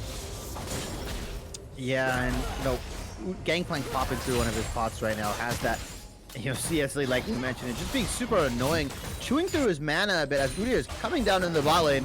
Yeah, wants to look for it. Lilia still clearing her camps. Looks like the engage is not quite going to be in range. Magic Gateway not quite able to find the Zenith Blade. Yeah, and Udyr not opting in for the full clear, actually. Going for the, red Raptors and then Gromp Blue. Still hitting level 3. Gonna hit level 4 off of the Scuttle Crab here, hopefully. And then Lilia opting in for the full clear, so it's actually up in EXP. And Lilia can just walk into the jungle and see what clear, right? He can take these Krugs out. Engage on the bot side. Magic Gateway has that shield to provide some of those resistances, but the heal... Oh, no, it's just a level up, actually, for the heal there, so he's going to be looking pretty okay. But Crunchy Bacon Bit on the top side has Lilia in his back pocket, and Husbando, he's looking pretty worse for wear. We might get a top side dive. If they dive this, it might be really hard. Sejuani does have the Q interrupt and kind of stun you under the turret. Yeah, and no mana here for Bacon Bit. Does have that potion. Not a very big wave for this, though. This is a ballsy attempt. Barrels are going to land. Q comes through for that proc. Going to be dodging away from the E there, from the Lilia. Are they going for round 2? That's going to be it. Oh, the Q comes through the proc, but Hefty Hedgehog just walks away. Oh. Minions get it. Hero minions. Great for that. Oh, bot side now. Damage coming through. Sungjae and Magic Gateway coming in, but that's going to be a trade of flashes. Sivir now might be in a little bit of trouble. Triple C has both his summoner spells available. Headbutt away as Rult is going to be getting tossed back by the Alistair, and the spell shield comes through to block that voice. Yeah, and Sivir still had the cleanse up, still had the flash up, so he was really safe. Coming out with 2 flashes on the... Nice going down for Hi-Ho Hilly. Hi-Ho Willie. But nothing going to be doing there in the mid lane. Both these guys looking pretty low, but probably going to be looking for their first 3 stocks here shortly. Yeah, and really, we saw the trade kill in the top lane that goes over to GP. I mean, he's going to... Oh, Shibby, the action doesn't stop. Headbutt, pulverized. Major Zeo wants to go for this dive under the tower, has the ignite tipping, and is going to grab that kill. Trades for his life and grabs the enemy 80 carry. And I think that's overall net benefit for Sungjae, right? Gets the kill. Alistar getting the kill. Sivir didn't even get an assist off of that, so really bad. I mean, Leona didn't get one either, but I think the Noon Quiver coming out on Kai'Sa received some damage. Has to be a careful here. Does have his jungler here waiting for the gank. Going to be the wraparound here through the Tri-Brush. Crunchy Bacon, but has no vision. He has no idea. Is going to see him now, but he is in trouble. Has to flash away. Eats the orange just a little bit early. Not going to be able to cleanse out of this stun, and that's the CC that we were looking for. It is Worlds grabbing some kills here early on here once again. And that's a devastating kill, right? GP burned his TP not too long ago. So now if they get this wave shoved in, he's going to miss so much, right? Oh. It looks like they're, shoving in the wave. Sejuani getting a back off. Oh, parallel conversion. Yeah, Sovereign might be looking to get aggressive here, but he does have Magic Gateway joining the party. Dashes over the wall, is going to be able to escape from that attempt. It did look like Fivehead were on this dragon. They are doing so. They actually forced the flash out of Sunjay, who had to flash over the wall to get away from the squad, and it looks like they should be able to grab this dragon up for themselves without too much of a problem. Yeah, and Warriors looking to a good start. You know, they're only down 200 gold. It looks like, you know, Kaisa and Nico still doing a lot of work, right? Getting the kills on. And, you know, the gank going in the top lane is really going to help Sejuani out. Gets to play his steel caps. It's going to help with that Q poke just a little bit. And really, he's getting real tanky. Is getting really tanky, of course, has that aftershock as well. So I don't think Crunchy Bacon Bit is going to have kill pressure in this lane for the Gangplank. It really is the first couple of levels that you have to survive against the Gangplank. He can be very oppressive with that Corrupting Pot, with the Q poke, as you talked about, and even with his passive. Some of the burn damage coming through from those autos can be exceptionally scary through the first few levels. But Husbando, as you mentioned, has survived through the onslaught there. Is going to be feeling pretty safe now as he has those caps in his inventory. Yeah, it looks like Team 5AC is playing with fire. They're not really warding. They do have the jungler on this side. Lilia is invading the Udyr right now, and Udyr none the wiser. And it looks like he's going to opt to not take the blue buff. Going to go back to his red side of the jungle and take only the Gromp on the side. Oh, this could be a attempt in the mid lane. Clone coming out, looking for the juking power. Stun is going to land. The ult is not in time. Pop Blossom goes on cooldown for naught. What's this guy? Hi-Ho Willie. All right, he's dead. He's in the death chamber. See you later. Yeah, and really good roam on Major Zeo's side. We saw him, you know, we see some more action or something. I won't be able to talk. Trading. This game is just all aggro shitty there. Hudson wants to look for the trade, but is actually not getting the better of this one. And we even have this two-man squad looking to join in the top side. There is a ward for Husbando, but this could be a dive attempt. Major Zero walking up fearlessly. Look at the ultimate coming down, though. He's frozen. The tower. Oh, no. Vera Husbando says a free Alistair. I'll take that every day of the week. Oh, and some iced pig on the side, some iced steak, really ice cold. Oh my god, that was the most anticlimactic thing that ever happened, really. Okay, maybe this dive attempt might be more exciting. Brule playing a little bit slower, waiting for the minion push to come down. Major Zeo, yeah, he's running. He wants to try and protect his AD carry. Triple does have the spell shield for this stun. Really nice bait there by Brule, baiting that spell shield out, but now doesn't look like they're going to be able to go for this dive. Should just be able to grab the plate, though, and step away. Major Zero actually wants to look for it. Oh, no! The tower was aggroed by the Phoenix stance, and Brault goes down. Unfortunate death here on the bot side. Lilia gets the Rift Herald there. It's just going to look to abuse this Sejuani. Oh! Yeah, speaking of abusing that, Sejuani Drowsy coming down. Don't wake him up. Get the barrel chain off. Oh, okay, they do get it. Dark Harvest is going to be procced there from Hefty Hedgehog. Going to look to clear out this ward. Hi-Ho Willie is looking to join now, and no ultimate for this Lilia. Doing a nice job of kiting things out here so far. The snare from Willie did miss, but now the Pop Blossom coming through. That's the flash. They're looking for it. Stun land. Crunchy Bacon Bit is going to be next on the menu as Hedgehog has already hit the deck. Brolt is here looking for an assist. Isn't going to get it. It's a double kill for the Warriors mid laner. Oh man, and Sejuani baiting perfectly, right? Not having the ultimate oil, but still being such a nuisance with all the CC, the Q, the E, and then also really good roam by Hi-Ho Willie. Even though he died in the mid lane, is now up 2 kills. You know, Udyr was coming up as well, and Echo couldn't answer. TP was down, and a really good by Hi-Ho Willie. I really like that roam, helping the top laner out, understanding that they're trying to abuse her, but you can also play around that so well, right? If you understand that, oh, they're going to abuse my top laner, they're going to try to do all this aggression, they're going to try to do all this stuff, well, I'm just going to roam and collapse, and that's exactly what happened. Yeah, really heads up roam there from Willie. Able to grab a couple of those kills, able to get great use out of his second Pop Blossom there. It was a nice invade from Brule to take away some of these top side camps away from Hefty Hedgehog, and is starting to try to catch up a little bit. Has been behind a couple camps since that early clear. Yeah, and Udyr is slightly behind. I believe he's a couple camps down. Gold is almost even across the board. Actually, Sejuani having a small gold lead in the top lane. Echo getting a gold lead in the mid lane. And really, the gold is dead even in the bot. Kaisa just being a better champion, though, in my opinion, early game at least. So we're going to have to look for this you know, the legendary 500 CS Sivir or 6-item Sivir, but this one's going the, like you mentioned, the lethality, so a little bit more brunt force on the Q. If they can dodge that out like right now or just bait it out, I think that's when Leona should start going. Both junglers on the bot side of the map. Leona's flashing forward, but the Zenith Blade misses. That's the Solar Flare gonna land for the stun. Killer Instinct into the backline. Headbutt to try and provide some peel. It's gonna be Hedgehog slow showing up here. Does he have the ultimate available? Wants to look for it as the stun does land. Magic Gateway eats the Q as he's trying to retreat. So it's a 1-for-1 trade here as the jungler trades for the support. That's a positive trade for the Warriors. Mid laners now in the area. Hi-Ho Willie pulling off some nice jukes here with the clone. Turning into the Udyr. Who's who? We don't know, but Dragon is on the board. Doesn't look like the Warriors want to go for that one just yet. Oh, and a really good actually usage of the imitate right there, making like showing that Udyr is actually camping bot side, but this Udyr, the real Udyr, is actually trying to go for a jungle invade. So interesting usage of the mimic, and now we see the more action in the mid lane. Yeah, Hi-Ho Willie going to be getting some poke damage there as Sovereign does win out on that trade. Dragon is now in the eyes of the Warriors. Looks like they want to try and take priority of this river, but some nice wards in the river are going to spot them out as they look to try and clear some of this out. TP's are for both. TP's available on the top side. Sovereign and Brule, or rather, that's the Nico in the mid lane.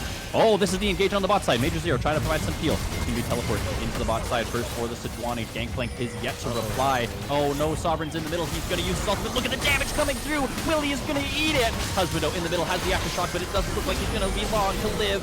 Zio finds some time into the stopwatch going golden. Brule now is going to be the next to fall. Major Gateway's the last man standing. The teleport here into the bot lane for the Warriors is going to net them absolutely nothing. It's a 4v5 team fight for Team 5 Head and the Dragons, their prize. Yeah, and the Warriors just needed to play that a little bit slower. They had the TP, they had the flanking. If they just would have played that just slightly slower, wouldn't have pressed the trigger and let Sejuani get the ultimate, get the TP flank off. Now GP just has TP advantage and gets turret plays for free, gets everything in the top lane, will balloon his small gold lead that they have, and now the repair goes down, and this game is turning into the favor of 5 Head. Just like last game, really good early game on the side of Warriors, and then once it got to the first team fight, oh, it was just played so poorly. Yeah, I mean, just well executed, or better executed by the 5 Head squad. Winning that with help from the Cannon Barrage, but basically a 4v5 on the fight. And we did see some damage on that bot lane tower going down. Look at the gold lead here, though, Shibby. Already 5k, or just about 5k for Team 5 Head. Yeah, and it was close up until that team fight and all the on the farm that GP got. And really, we talked about reset timers. I believe nobody on UHM side actually reset, and they just tried to go for this dragon. And you know, they were definitely there first to the objective, but if you don't have health bars, if you don't have items or gold, I mean, it's pretty useless. No? Flash in the mid lane. Nice dash away from Cotton. Plate is going to land. Pop Blossom use nice flash to get away from the snare. He has Hefty Hedgehog here to join 3v2. They want to look for it. Drowsy down onto 3 actually, but it doesn't matter as Sovereign is going to go down. Hefty Hedgehog trying to get one on the backside, but he's going to go down as well. The Warriors, they find a fight in the mid lane. Yeah, and get the Echo and the Lilia shutdown onto Udyr. He's going to snowball really hard. Oh no, Triple C finding himself between a Kaisa and a hard place. Does have the flash to get away. Looks like he is going to be home free for the time being, but bad positioning there from the 5 Head AD carry. Yeah, and we just see the power of Kaisa right now. So strong. Oh my goodness. What is happening, Shibby? We got traded in the top side. We got traded in the bot lane. We even had that fight in the mid. It is just non-stop action here for game 2.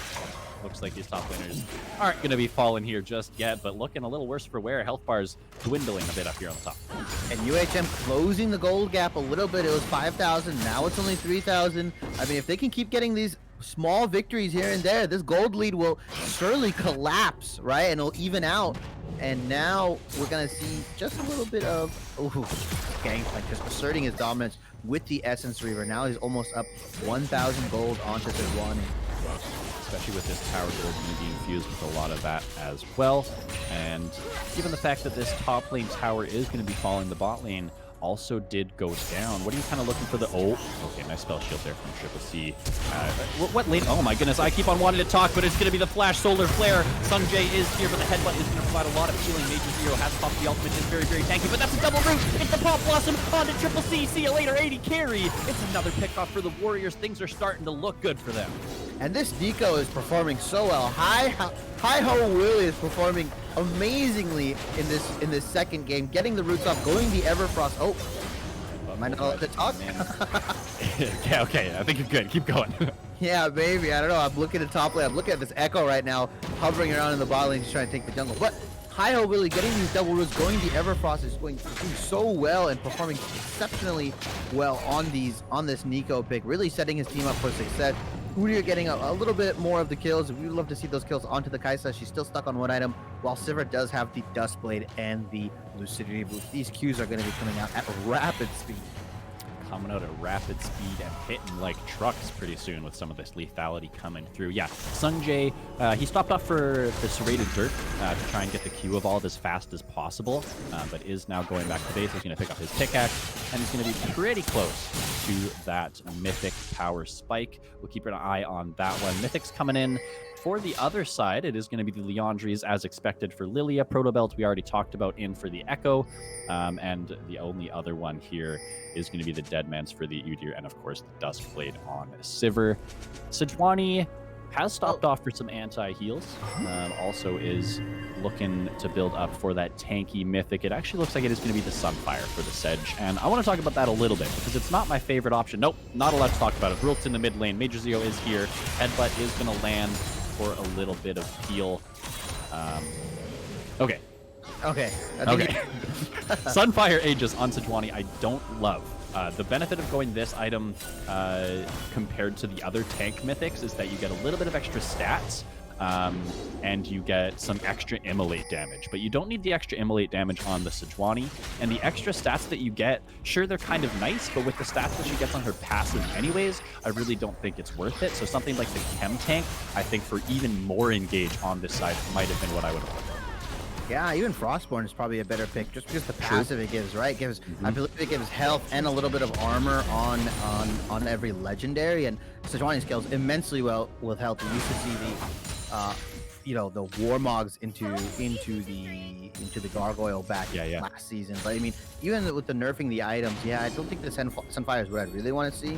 Chem Tank is probably a really good choice, just so you can get the slowdown as well. Chem Tank slow is very underrated, I think, right now. All right, Warriors doing what we wanted them to see. They are first to the objective here, and they are going to be able to nab themselves their first dragon of the game. And it's going to be Ocean Soul here for game 2. So stopping that stacking here early on, that's going to be good for them. That's objective number 1. And now their job is to try and shore up this gold lead, because Shelly in the top lane here, there's not going to be an answer from them, and this is going to be even more gold heading off into the pockets of Team 5. Yeah, and the Q is just, I don't know about this play, but it looks like they're collapsing. Stun does land, and we're trying to get in Solar Flare onto the gangplank. Double stuns coming through with the ultimates. They just absolutely blow up Bacon Bit. He's a crunchy Bacon Bit, and they ate him for a snack. That's going to be a nice kickoff there. The tower was grabbed from Team 5 but they pay for it with their top lane's life. Yeah, and really, you could only really cleanse one of those abilities, right? I think he did eat the oranges on one of the stuns, but the Solar Flare came in, the Bear Stance came in. It's like, if you're stun locked for that long, you're definitely going to get blown up by this Nico and Kai'Sa, right? In this case, it was the Kai'Sa that really did a lot of the damage, but I think that's still worth on the side of 5HD. I don't think Gangplank had a shutdown, but the longer this game goes, I believe it goes into 5HD's favor, right? Gangplank getting these, 4 or 5 items, getting these barrel chains is going to be devastating on the side of 5HD. And really, Lilia and Echo scaling really well. The Sivir pick does kind of fall off later in the game because there's more lethality focus. And as champions tend to get more armor, lethality, kind of falls off. But really, he's going to look to just queue the Nico and the Kai'Sa anyways, right? Yeah. Unfortunately for him, 3 front lane tanks on the side of Warriors will make his job harder, as you mentioned, as they start to stack up that armor, but it's going to be a while yet before that really is starting to stop some of the poke coming through. But yeah, scaling for the rest, very, very strong. We already have 2 items on the Echo. It's now a Shield Bow on the Gangplank, and that's going to make him even harder to pick off and burst through in these fights. Yeah, Shield Bow getting nerfed doesn't really give the lifestealing importance. It still gives the shield and actually gives attack damage, which is really good for Gangplank, right? You can kind of try to turn these fights when the Shield Bow pops. Gale Force coming out for Kai'Sa. I think it's a very standard. I don't think you really need to go with the Kraken Slayer here. Not any tanks other than Alistar, but even Alistar is going to be really tanky to kill. Even with the Kraken Slayer, he has the ultimate that negates like 70% damage, right? So no reason to really bring that just for him as we see a fight this now. Trades down here in the bot lane between these two mid laners. Looks like Sovereign still continuing to get the better of these trades, but still not quite having the kill pressure as mid lane. More action coming in. It's going to be the Solar Flare landing. Oh, triple. He did flash away, but he's going to go down anyways. Major Zero has the unbreakable will. Flashing in for the headbutt, or the pulverize rather. Now the headbutt back to the fight, and Jungler is here. They trade one as Sovereign. Even gets the solo kill in the bot lane. That's going to be the sleep coming down. Wilting Lullaby. And look at the turn here from 5-Head Gaming. Hefty Hedgehog. He's the faster deer here, and he's got the triple kill. And really good turn. I saw the flash it on the Alistar, and he was stunned up. I was like, is he trolling? Is he griefing? Gets the 3-man headbutt, combos it with the Gangplank ultimate, and then Lilia just comes in to clean up. That's a Dark Harvest Lilia, by the way. That's not no Moonstone Lilia. That's Leandri Zanya's Lilia, and that one hurts. Oh boy, does it ever hurt, and it's just gonna keep getting worse. Maybe a Demonic Embrace for even more burn damage, as well as, of course, the Lilia passive doing a lot in that category as well. So I was gonna want to talk a little bit about how things have been going in Warriors' direction, but actually, Hefty Hedgehog, oh, that's the Hex Flash. No, flashes to get away from the Zenith Blade. Coming back in for the emote spam, but does escape death. Yeah, and no one's really building any MR on the side of UHM. I mean, obviously the Chem Tank and the Sunfire give a little bit of MR in there, but no one's really itemizing against this Lilia or this Echo. They're just gonna blow these guys up, regardless if they're tanks or not. Hedgehog. Oh, see it right here? Oh, look at the damage. Goodbye. Control, Alt, Delete. See you later, Udyr. Yeah, and we like I just said, I caster cursed it. I guess in the case of 5HD as a caster blessing, as we just saw Udyr kind of get blown up. It was kind of crazy, right? Echo coming in with the Lich Bane, the Proto Belt, and now he only has the armor and the Zanya's pieces, so really kind of building defensive and still blowing people up with 2 items. I mean, that's just the nature of Echo. The man is 6-1 right now. Yeah, 6-1. I mean, we already talked about how the Proto Belt is such a strong spike for him. The Lich Bane as well for extra damage on the E. Really, this is the burst Echo. And once he gets that Zanya's, I mean, he already has the stopwatch. He can really jump into the fight, use that to buy time. Of course, has his ultimate as well. So really 2 get out of jail free cards as he dives that back line. And we're starting to look at almost a 10k gold here now for 5-Head. They're going to try and get their hands on this Ocean Dragon, put themselves on Soul Point. And from here, things are starting to look rough for the Warriors. And I think that's the name of this series, right? Things are starting to look rough for the Warriors. The kills are kind of even, but slowly but surely the gold lead has been slipping away, and it's honestly just going into the favor of 5HD. They're just getting more and more gold, and it's honestly, the early game was so well played by UHM, right? It was keeping it even. The gold lead was very even, but as we've seen these team fights broke out, I think UHM only won 1 team fight so far, and I think the game turned after that TP from the Sejuani, right? That team fight near the Dragon. I think that's where everything kind of flipped on its head, because Gangplank got so much out of that. Yeah, the first team fight of the game. Vera Husbando, excuse me, opting to TP to the fight, but unfortunately for him, Crunchy Bacon Bit hit R, was still helpful in the fight, and was able to shove in, grab a couple plates, and like you say, just get a lot of value. And even his team winning the 4v5, right? So it just all came up 5-Head team, and yeah, things have just kind of progressed from there. You mentioned the one fight that the Warriors were able to nab. It was kind of a skirmish around the mid lane. Hi-Ho, Willie, able to grab a really big Pop Blossom and pop a couple of the enemy members, but they're going to need to get another one of those Miracle engages. They do have the tools available. We talked about all the CC that they have on this squad, all the pick potential, and even with the Pop Blossom, some team fighting prowess here as well. So it's about finding the right angles, finding those odd man advantages, and really taking advantage. And it looks like both teams are just jockeying for vision. You know, UHM, just clearing out wards in their red side. It looks like 5-Head just wants to get this Baron going, and they want to end this game very soon. They probably got to go to sleep. You know, it's EST time over there. It's probably their bedtime. Or they may be hungry. Their mom's calling them for dinner. Who knows? But you know, it looks like they're just going to try to end this game with the Baron. They want to bait this out. And the vision jockeying is so good, actually. Both teams are doing a fantastic job of just clearing out vision as we see a fight.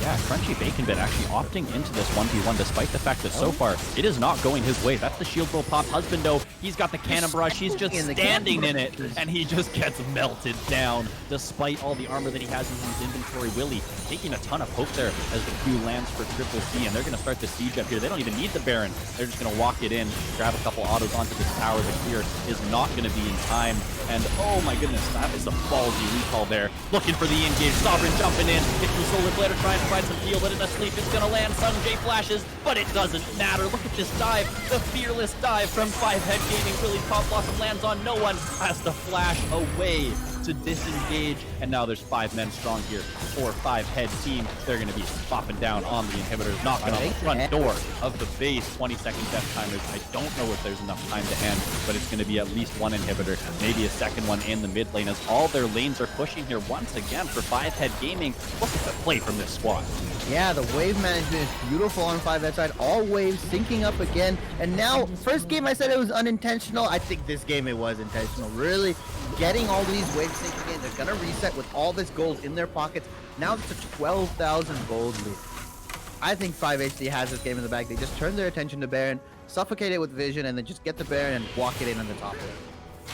Yeah, 1 time is a coincidence. 2 times it must be intentional. 5 head gaming really showcasing how they can push their advantage here up at over a 10k gold, 11.5k to be exact. There's a minute and a half on their Ocean Soul, but Baron is on the map right now, and it looks like they are heading in that direction. Magic Gateway wanting to try and deny some vision. He doesn't have all his buddies here just yet. Does have to flash away. Cannon Barrage for the slow Sovereign is in here on the front line, looking for the damage. The rest of the team trying to join, but look at the damage out of the Sivir. Magic Gateway is going to go down. The Sejuani ult whip. Top Blossom isn't in range. Oh no, everything's not landing. They're missing all the abilities. The team fight breaking out in full force. Now that's a double knocker from the Alistar, and it looks like the Warriors are just going to be falling down. Team 5 head, they're still 5 men strong. They're going to be getting the ace here maybe. Brult's very fast. He's running for the hills, but the rest of the team, they're in the base. Sung Hing J, the last man standing between them and the Nexus towers, and the TP coming in for the Echo. We've got the Spectator bug, and what that means is that Team 5 head, they took down game 2. They're going to win the series here 2-0. Yeah, and really clean by 5 head. Just that last team fight, it looked like Warriors were just, they were pressing buttons, but the buttons weren't landed on the right people, just missing all their abilities. And that felt like it was the name of the game here, right? They were just really missing everything, not being able to land everything. And these marginal differences when it comes to your mechanics make such a big difference in coordinated play. Yeah, it really does. And just as we end that game, we have the low budget LCS popping in here with the raid of 42. You guys just joining us just as the series does close out. We have Team 5 head taking it here with the clean 2-0. And yeah, as you say, Shibby, just better execution all around from this team. Yeah, beautiful execution on 5 heads team. I mean, they are the top of their division. There's a reason for that. It's not by accident that these guys are, going to be the number 1 seed in the playoffs for their division. But really, if you're a team 5HD, what do you even take away from these victories that were so dominant? Do you think they need to shore up some issues that they had in the early game? I mean, where do you look towards? I think their early game was fine. We talked about it a bit in game 1 and in game 2. They even had a bit of an advantage in both of those early stages. It was really that first team fight that they seemed to not quite understand how quite to play those fights out. We talked about before this game too that they want to be the first to the punch. They want to arrive to those objectives early and force the enemy team out with all of their CC and the threat of their engage. So unfortunately for them, especially in this game, that first dragon fight, they were TP'd to the fight late. They weren't quite there as a 5-man squad to preempt the play. And unfortunately for them, the team fight just falls to the wayside. And from there, it's just a matter of 5 head snowballing the game, which they've shown in this series that they can really do effectively. Yeah, and Team 5 head, also, having some unconventional picks, right? The Sivir, I mean, it was Yeah. played a little bit in professional play, but I mean, it's not something you see all the time. Going for the lethality build, and the Echo mid is something that is so devastating, right? We mentioned that we can set it up with the Alistar, with the Gangplank, with the Lilia, and all this stuff, and really. They were playing fantastic, I think, from these games. Yeah, I think the early game, like you said, it is fine, it is good, but I think they could do better if they're trying to get into the playoffs and try to win this whole unstoppable series. Now, if you're UHM Warriors, what do you do here? How do you take away, um, you know, where do you shore up? Is it draft? Is it gameplay? Is it mechanics? Like, do you just start going into practice tool and start pressing buttons on the target dummies? Like, what is it? Is it a combination of everything? Little bit of a combination of everything. I think you're right. Calling out their mechanics just a little bit. One thing that I noticed was in that final fight around the mid lane tower, when it was Five Head going for the dive and kind of pushing for the end of the game. Nico popped her ultimate, had flash available, but didn't use it to reposition the ultimate. And if she had, she might have been able to catch 4 or 5 enemy members under the tower with that stun. So maybe just a few of those little things in the team fights really making a difference here for UHM. Yeah, and I agree. Like the Alistars in the game one, the team fight stuff, Yeah. and this Nico was playing really well throughout the game, right? I think this Nico was, trying to do her job. I mean, Brule get the Udyr twice, and really, I don't know if he was not set up properly, if they weren't really playing around the Udyr, but getting such a powerful jungler like that, you should be able to exert a lot of the pressure. You should be bullying whatever jungler that is in the enemy, right? Whether it's the Ivern, the Lilia, the Hecarim, everything like that. So really, I would love to see him kind of not necessarily practice his Udyr mechanics, but just as a team, I would love for them to play Yeah. around, Udyr invading and getting these Mhm. huge CS leads that we usually see when Udyr is given up. Yeah, using those winning lanes and the lane pressure that they do have to allow for those invades, grouping up with the Udyr and getting things done. So we'll see how they do continue here. There's a couple weeks left of play before we do jump into the playoffs, and so they should be able to scrape their way into the playoffs if they can improve on some of these things that we are talking about. But before we go for the night, Shibby, give me your MVP for the series. Ooh, MVP for this series. I think it's Neo, right? It's Major Zeo, the Okay. support for Team Five Head. And I Mhm. know this maybe doesn't necessarily sound like, you want to maybe give it to their top laner, you want to maybe give it to their jungler, but I think he just was an unsung hero, right? In Yeah. game one, he was getting these 3 4-man rel engages. I think in game two, he was setting up the Alistar. Like, really, he's the one who turned around that mid fight, right? He Yep. got the flash, 3-man pulverize. Three I mean, man. Yeah. yeah, he was constantly getting these, flash pulverizes, flash headbutt combos, and it was really just exceptionally played well by them, right? So I think his roams were good, and I think the support, is a second jungler, and he was able to exert that power very well. So that's my MVP. What's yours? No, I was actually going to give it to Sovereign, but now that you've Mhm. said it, I'll give the runner-up to Sovereign. We'll give him the second prize in the MVP. But yeah, I agree with you. Major Zeo really getting things done, especially in game one. You talked about some of those engagements on the rel, the 4-man. Magnet storms really were the difference maker in a lot of those fights, especially in the early game and on the Alistair as well. You're right, the unsung hero, and now we're singing his praises, the MVP for the match, Major Zeo. Yeah, and really, I think this team has a lot going forward. I think they can keep this dominant sort of presence in the unstoppable league. I don't think there's really anything. I don't really think there's anything that can stop them, right? So it's very it's very apt that they're in the unstoppable league. But Yep. that's gonna be it for me, Lindor. You have any Yeah. shout outs? No, thanks to Ryzen for having us here. It's been a lot of fun to cast. We love doing this. So we'll keep on keeping on with that. So thank you, Ryzen. Thank you, you guys, for watching us here tonight. It was a fun series. Congratulations to Team Five Head moving to 6-1 on their season. And that is going to do it for us here tonight. Thanks for joining us, and we will see you next time.